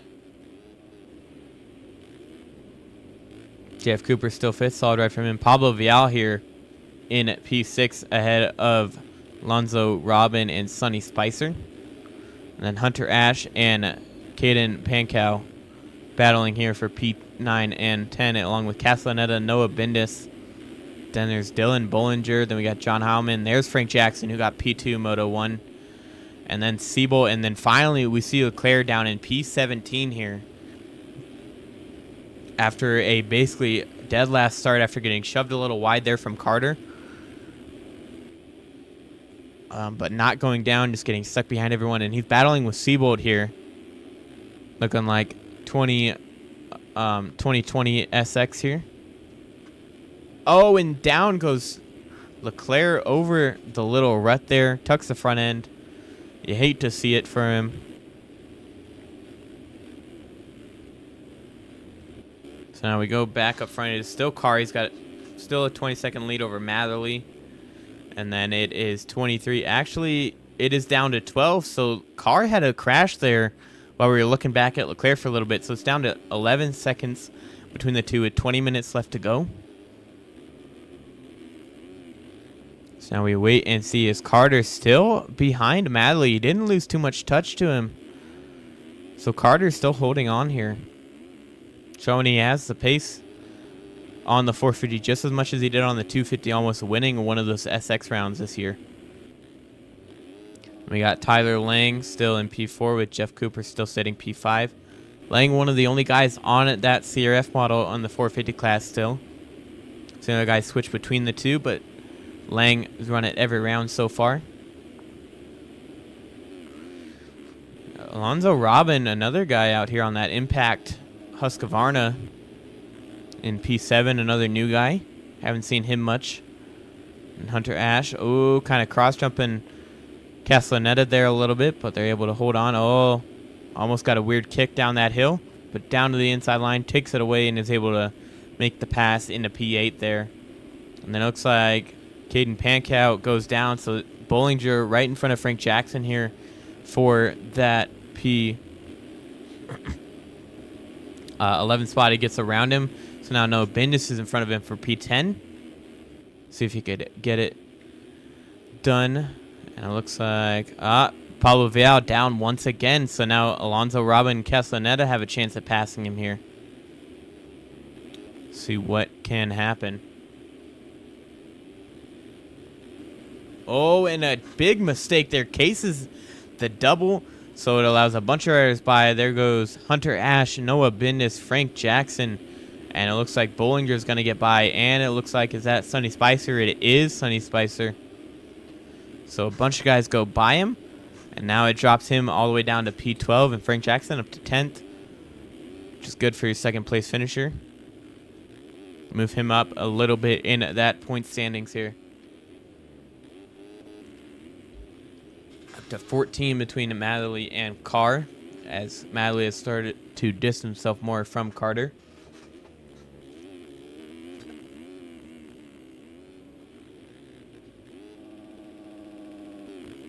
Sending it up that hill, you hear him revving that bike, sounding like Hayden Deegan out there. Got to hear that bike die up close at Thunder Valley last week, going there in person. We still got Carter in third, Lang in fourth. Still the same running order for pretty much the top five. And they're all kind of evenly spaced out. Castellaneta actually up to sixth over Noah Bendis. Alonzo Robin went down. So Hunter Ash, might get passed by Frank Jackson, who gets a run here on the left-hand side. Sends it, gets a clean landing up there and takes the line from him. Cannot get it. Oh my God, and a cross jump from hell, man. On Pablo Vial. Pablo Vial somehow does not go down, but Hunter Ash does, so Bollinger is able to get by both of them. Same with Frank Jackson, who is now up to 8th, behind Noah Bendis still.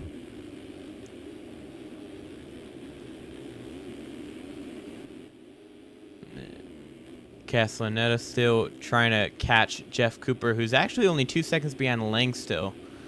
So impressive ride for Cooper here. And then Frank Jackson got Noah Bendis. And then Bollinger is under fire from Pablo Vial here, who can't make the move, can't make a pass. Going from the left side, seeing if he can get a run down the hill. Doesn't look like it. Looks like he does. Bollinger kind of concedes the line to him, so Vial able to get by. And Alonso Robin right behind him.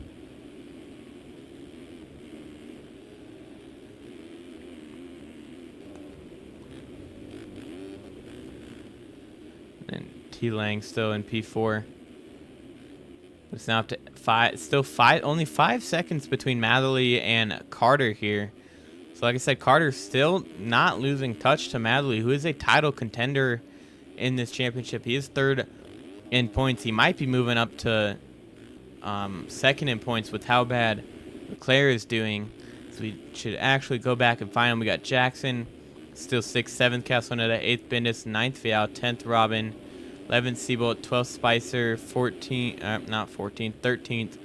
Howman, 14th Bollinger, and then now is 15th is Leclerc battling with Race Cobble, who's actually up front early or last moto as well. So Leclerc just slowly working up the pack. He almost goes down there. We are only halfway through this moto, so he still has plenty of time, but everyone is now really spaced out, so it is going to be really hard. I think he might be able to get up to maybe 6th, but that might be it. And it looks like he is down, actually, up that step up. So that's going to put even more pressure on him. And there's Race Cobble down at the top of it as well. And you see Chase Blakely go by. So Leclerc having to do even more work after another crash. And then you got Hunter Ash in front of him with Caden Panko. Wait, Bollinger, Heilman, Spicer, the 2 Swap Moto Live guys. The Spicer goes down, actually. So Heilman gets by along with Bollinger. Oh, and it looks like Alonso Robin was also down ahead of him. Oh, and he goes down again trying to get going. Kind of a weird slide-out crash. And then people are stuck together up ahead of him of Seabolt and Castellaneta. Oh, and Seabolt just punts him. Seabolt was not happy with what Castellaneta did to probably cause those two to go down, so he just sent him flying again. 2015 Kennard and Reed right there.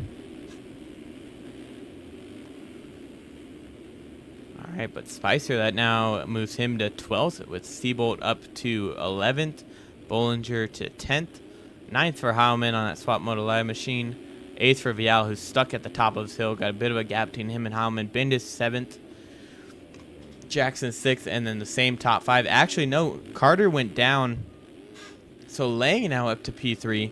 Jeff Cooper is in that P5 spot still, but now it is Joey Carter down into P4. So we have 13 minutes and 2 laps left in this moto. And then Matherly, it's down to 11 again, so another mistake for Carr. But Matherly just not crashing, being consistent, has a good chance of battling for the win here if Carr keeps making these small mistakes. So you guys are not going to see timing for a bit and no sound. I'm just trying to pick up the results for 450s. Moto 1, so that I can try to do the math on over on my head while trying to commentate.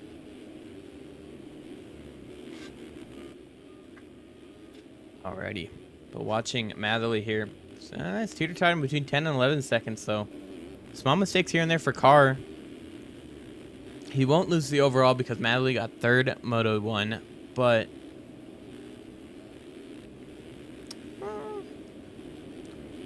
as it stands right now, it'll be Carr P1 overall, Matherly's going to get P2, and then Frank Jackson is going to be P3 overall with Lang in P4.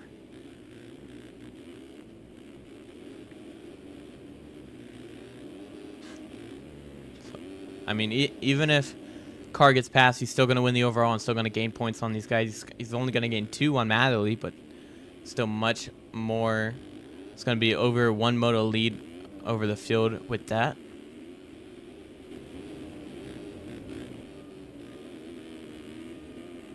Oh, and is that is not Lang, that is a lapper. But now Jeff Cooper on the back of Carter, seeing if he could get a pass done here. And then Matherly got it down to 9.5 seconds, so he's just slowly inching closer and closer towards the end of this moto. Oh, and Cooper slides out and he goes down. Same with Carter, getting kicked going down this little drop dropper, and then Cooper actually missed the rut with his rear tire and it kicked him sideways. So luckily neither of them lost time. They just lost time to Lang or lost position. So now Lang has a bit of breathing room there in third. Now Cooper, see if he could reel back in Carter and make a move as he was earlier before that crash.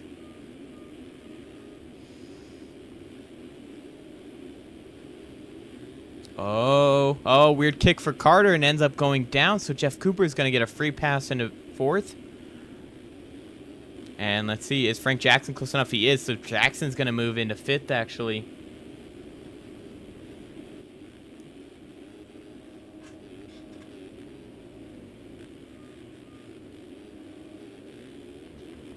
Yep, English hard. That solidifies him even more for that P3 overall spot. In order to get P2 overall, he would have to catch and pass Matherly, and he is 40 seconds down from him. So I don't see that happening in 10 minutes, but you never know. It is sim, so anything could happen. We saw Carter's game crash off of nothing in Supercross, so...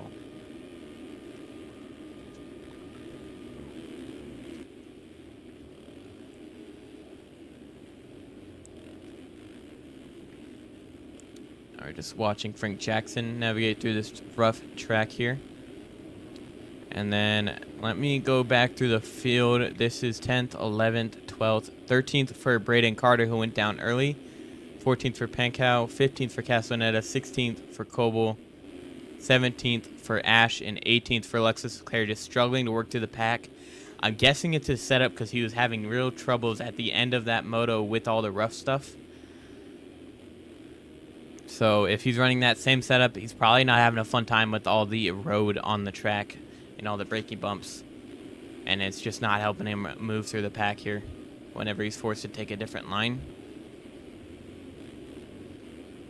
But who really knows? Haven't been watching him the whole time. Castellaneta has actually dropped back now to 15th. So there's that battling with Pankow and Sonny Spicer. Oh, what a dirty whip by Pankow over that quad jump.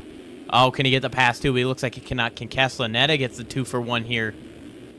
Oh, I don't think he can, but he's going to get at least one of you guys. He's going to get Sonny Spicer there. So next he has to get Pankow. Toss it dirty in his face. Oh, that rut's getting deep like it was in the first moto. They kind of have to slow down a lot to hit it just right. And then it looks like Matherly just ran his worst lap of the race, which is only a 2:10.4 as your worst lap of the race, which is not horrible. Especially on this track when most guys are running like 2:15s for their worst lap. 2:20s. So the consistency game for Matherly is paying off here. Only 15 seconds behind Carr. See if he could catch up there. Just keeping an eye on live timing. Seabold up in 9th. Then we got Vial trying to make the move on, actually, no one. That is a lapper. Oh, and the lapper just, oh, I feel bad. Oh, 67, I'm sorry. Oh, that's Brandon Larson.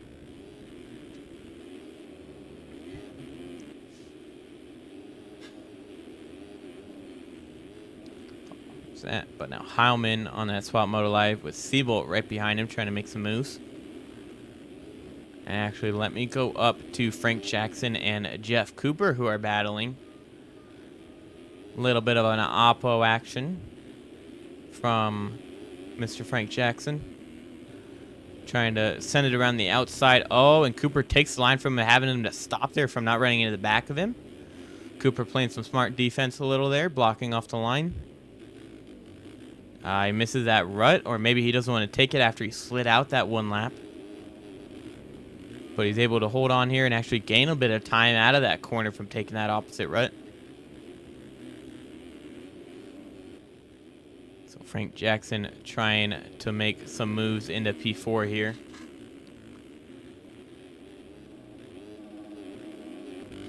Oh, kind of case that triple up the hill. It's a small triple. The landing of that triple, it's basically at a little knuckle. But if you hit it right, it is quicker than doubling. Oh, and he slides out tucks the front over the rut, goes down. So Frank Jackson at a P5, and it looks like Joey Carter's going to get by him. So down to P6 for Frank Jackson. Vial not close enough to get him for P7. So P6 for Jackson, P5 for Carter now. And now Jeff Cooper has a little bit of a breathing room. And then Lang just struggling to get out of that rut there. He is about 10 seconds up the road from Jeff Cooper, and then 30 seconds behind Matherly, who is 17 seconds behind Seth Carr. He's just working his way through that traffic. Leclerc up to 14th now. He's battling with Sonny Spicer, I see on live timing.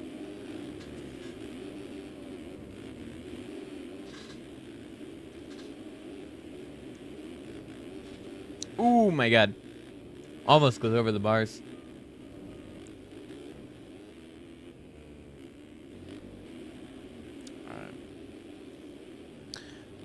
We watched Carr first moto. We're going to see what Leclerc looks like. We watched him for a little bit, but now we're going to watch him trying to work through traffic and try to get by Sonny Spicer from how it would look if he plays first person.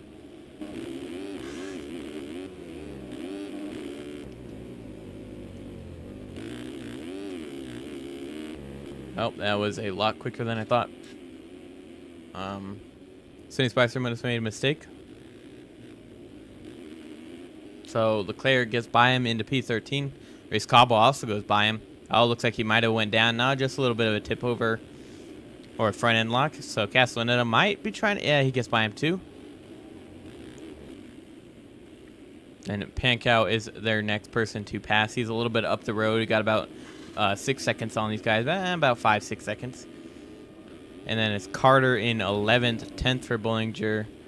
Howman in 19th. 8th for Siebold. Then we got a big old P7 for Pablo Vial. P6 for Carter, who's tipping it over. Jeff Cooper in 5th. And we actually missed Frank Jackson passing both of these guys again. So he's up to 4th now. It looks like they probably made a mistake because Cooper is 6 seconds behind Frank Jackson. So that sucks for Cooper with a possible P4 there, but still a top 5 nonetheless for him. And then now Matherly is 22 seconds behind Seth Carr. So Seth Carr starting to stretch it back out again, give himself a little bit of breathing room for these next 3 minutes and 2 laps, maybe about 8 minutes of racing left for him. Now we wait and see if any more mistakes happen from any of these guys up front. But Siebold has caught up to Carter after he made some mistakes there. Now we wait and see what happens to him. It looks like Leclerc's fallen back down to 15th, so that's hurting him even more in this title. I'm going to pull up the event standings real quick so I can look at points. But Siebold trying to make a charge on... Oh, Carter almost lost it there trying to scrub down. Oh, and so did Siebold. These guys are just... It is treacherous out here from the road. They are just struggling to get down these hills with all the braking bumps. They're kind of scrubbing off a bunch of them, and it's almost causing problems for them. But to go that much faster and to even have a chance at being for car or a podium, you have to do that, it looks like. Wait and see. It looks like Cooper... From what I've seen, I haven't been watching him much, but he's one of the smoother guys that I've seen through all these braking bumps, not trying to scrub everything super hard, not trying to absolutely blitz it. He's just taking his time going through it, and it's helping him avoid especially that rut right there and, you know, not crash as much as these other guys. All right, let's click this and then view standings so I can have it up for after this.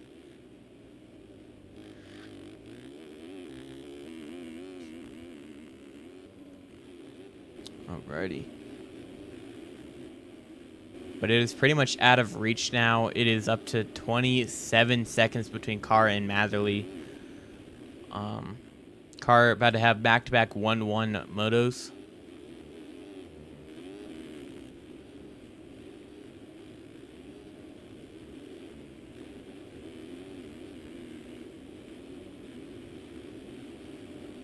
Oh, Lang. Oh, my God. A bad kicker. Just like I've been saying, down that hill. A weird kicker sent him flying. And he goes down. Luckily, he has so much time to where he's not going to lose much. He lets Davis gets by him. A lapper. Old man getting her done. I don't know the guy, but everybody says old man, so I just call him that. Everybody says he's old in the community, so I just call him old man every time. Oh my God. Madly. Well, he brought it down to 17. And then that mistake will bring it back up to about 20. So unfortunately, yeah, it might be a done deal here. He's got 30 seconds before it hits, and he doesn't have that much of a gap. So it's going to be 3 laps to go here for Seth's car.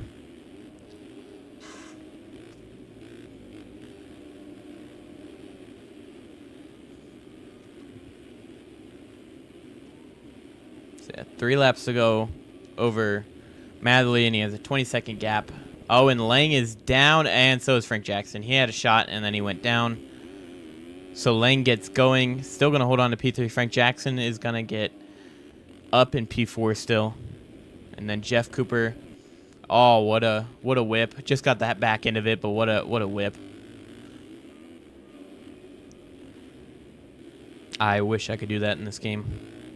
But unfortunately, I could just do the normal whips. So Frank Jackson is it's a 9-second gap between him and Lang, so he has a chance if there's a fall off from Lang, but we will see, because Lang, that I think that was the first time I've seen him go down. I think maybe 1 or 2 other times, but for the most part he's kind of consistent, which is what got him that title. And I think 23 is when he won it, or 22. So maybe in 21 when he won it. I don't know. I know he won it in sometime past 2020, but now we watch and wait. It is down to 14 seconds between Matherly and Carr. Carr might be taking it easy, but we will wait and see. If he somehow lets Matherly get close enough, going from kind of a relaxed pace to a full sprint mode might put him. Oh, and another mistake might put him at a little bit of challenge to try to get this done. Like I said, he's still going to win the overall, even if Matherly gets him, but a 1-1 would feel so good after having such a great ride these past 2 weeks. But we wait and see. There's 2 laps to go once he hits the top of this.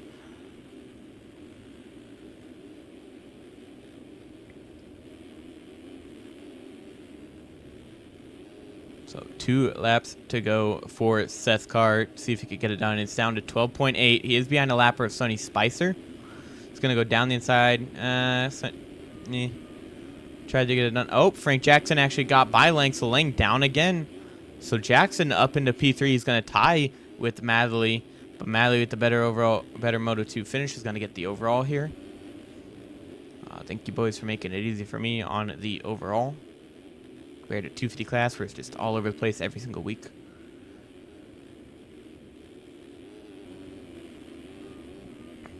So can he hold on for this next lap? And about 3/4. Just gotta watch out for those kickers on the downhills. Getting around Blakely is Matherly. Oh, Jackson gets a bad kick and goes down on the downhill, so Lang is gonna get back by him. Not Frank Jackson. Jeff Cooper is not close enough to get Frank Jackson.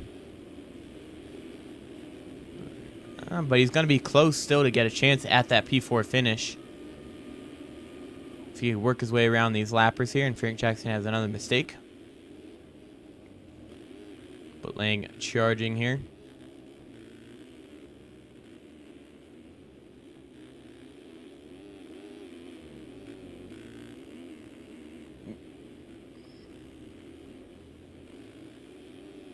Getting by the number 100 of Ryan Rich. It's down to 12.5 once again. Carr is hitting 213s compared to 207 for Matherly. That's only 5 seconds, which is not going to be enough in this next lap. So he'd need Carr to have a fall off here. It's possible to happen if he starts to turn up the pace, though.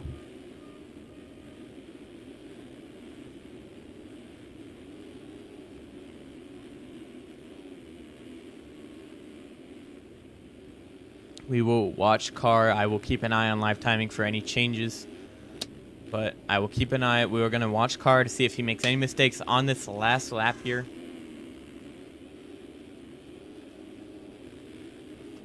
And it tosses away the chance at a 1-1 here.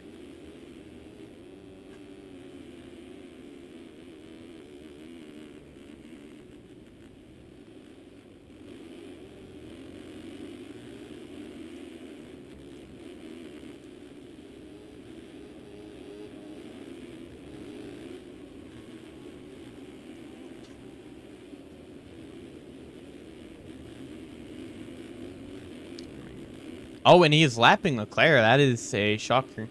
Probably to him, too.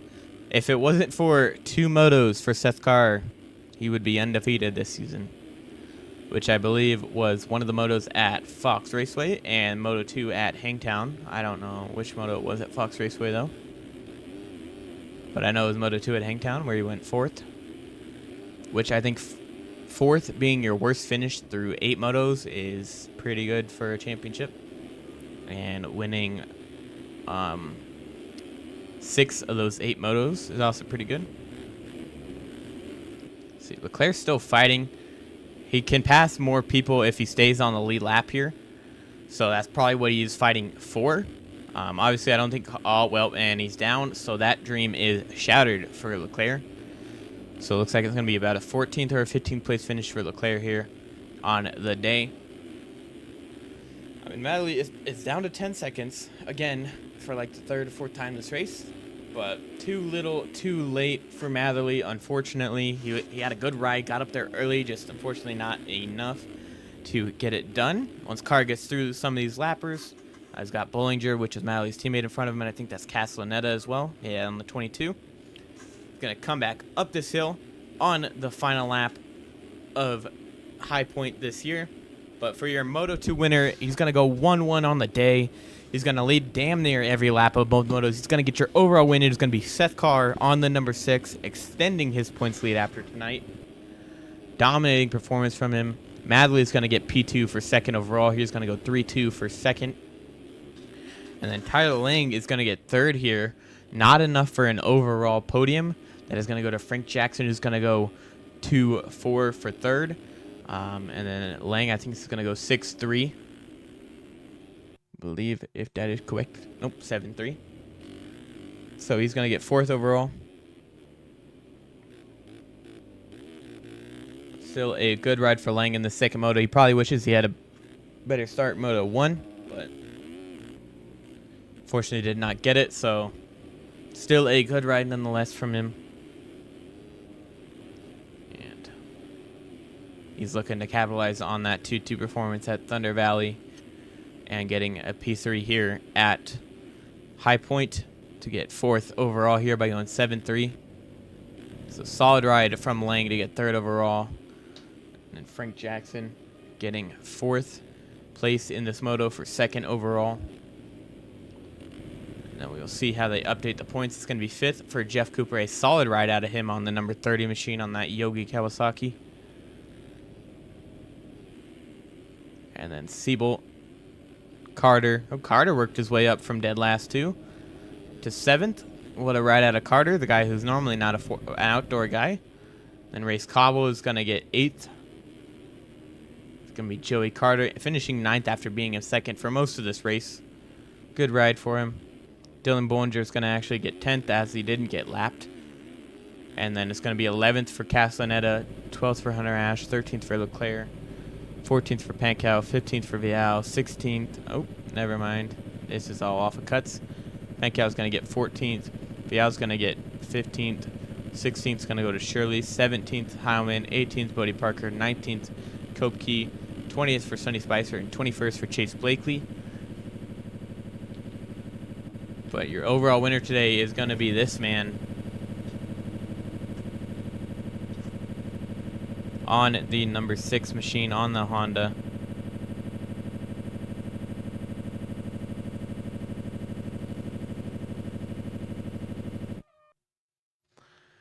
And that is going to do it. I'm going to pull up the points. If they have it updated, we will wait and see.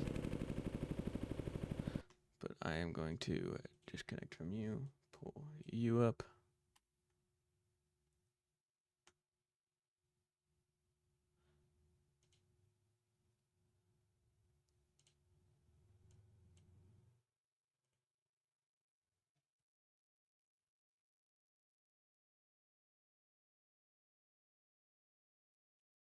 So here's the 450s. I don't think they're updated yet. 250s. See, Tharp had. Gonna look at the points here. 119 coming in. Plus 25 is going to be 39. So this is not after Moto 2 scores. But Grant he only fell to third after Moto 2, so there's that. I don't know if he came back. Yeah, no problem, man. No problem with the streams. I will obviously said in the past ones I'm trying to make everything. Is in 7th after Moto 2. He got 6th and he falls. He got 7th Moto 2 and he falls 4 spots.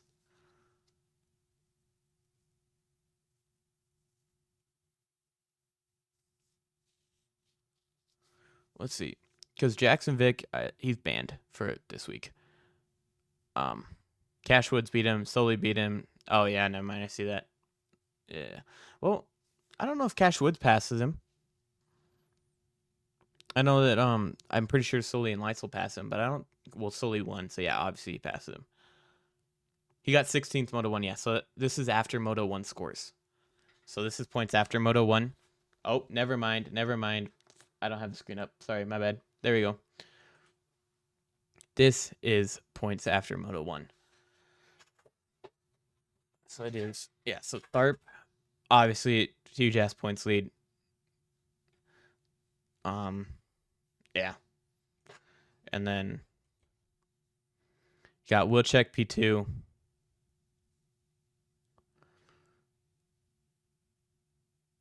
Yeah, I thought he would drop down more since he lost so many points. I didn't realize that everyone behind him lost more.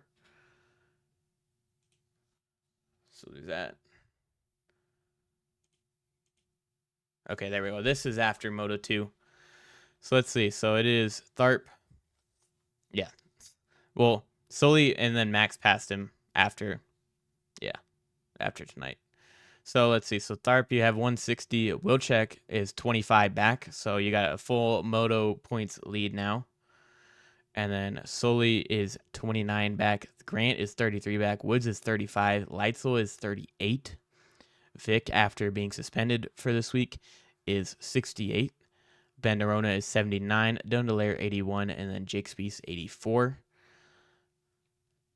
I don't think that's a lot of work for me to do for the overlays shit. And then 450s. Let me pull this up to see, make sure the points are right. 50. Yep, this is going to be correct.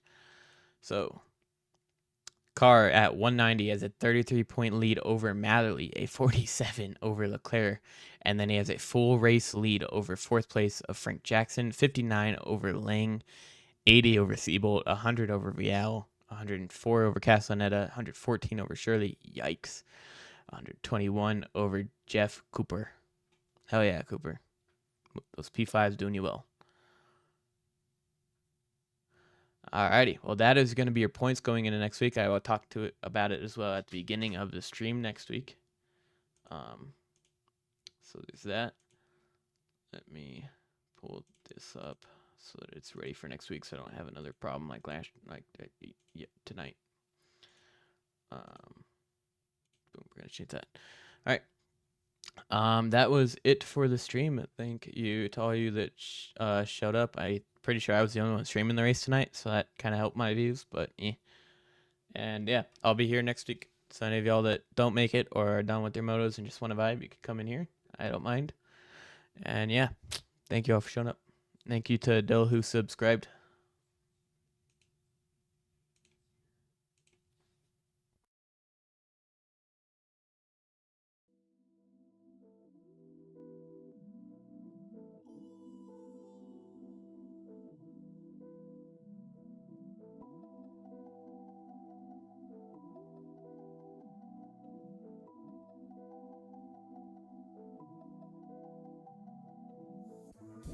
What you trying to do? I just made another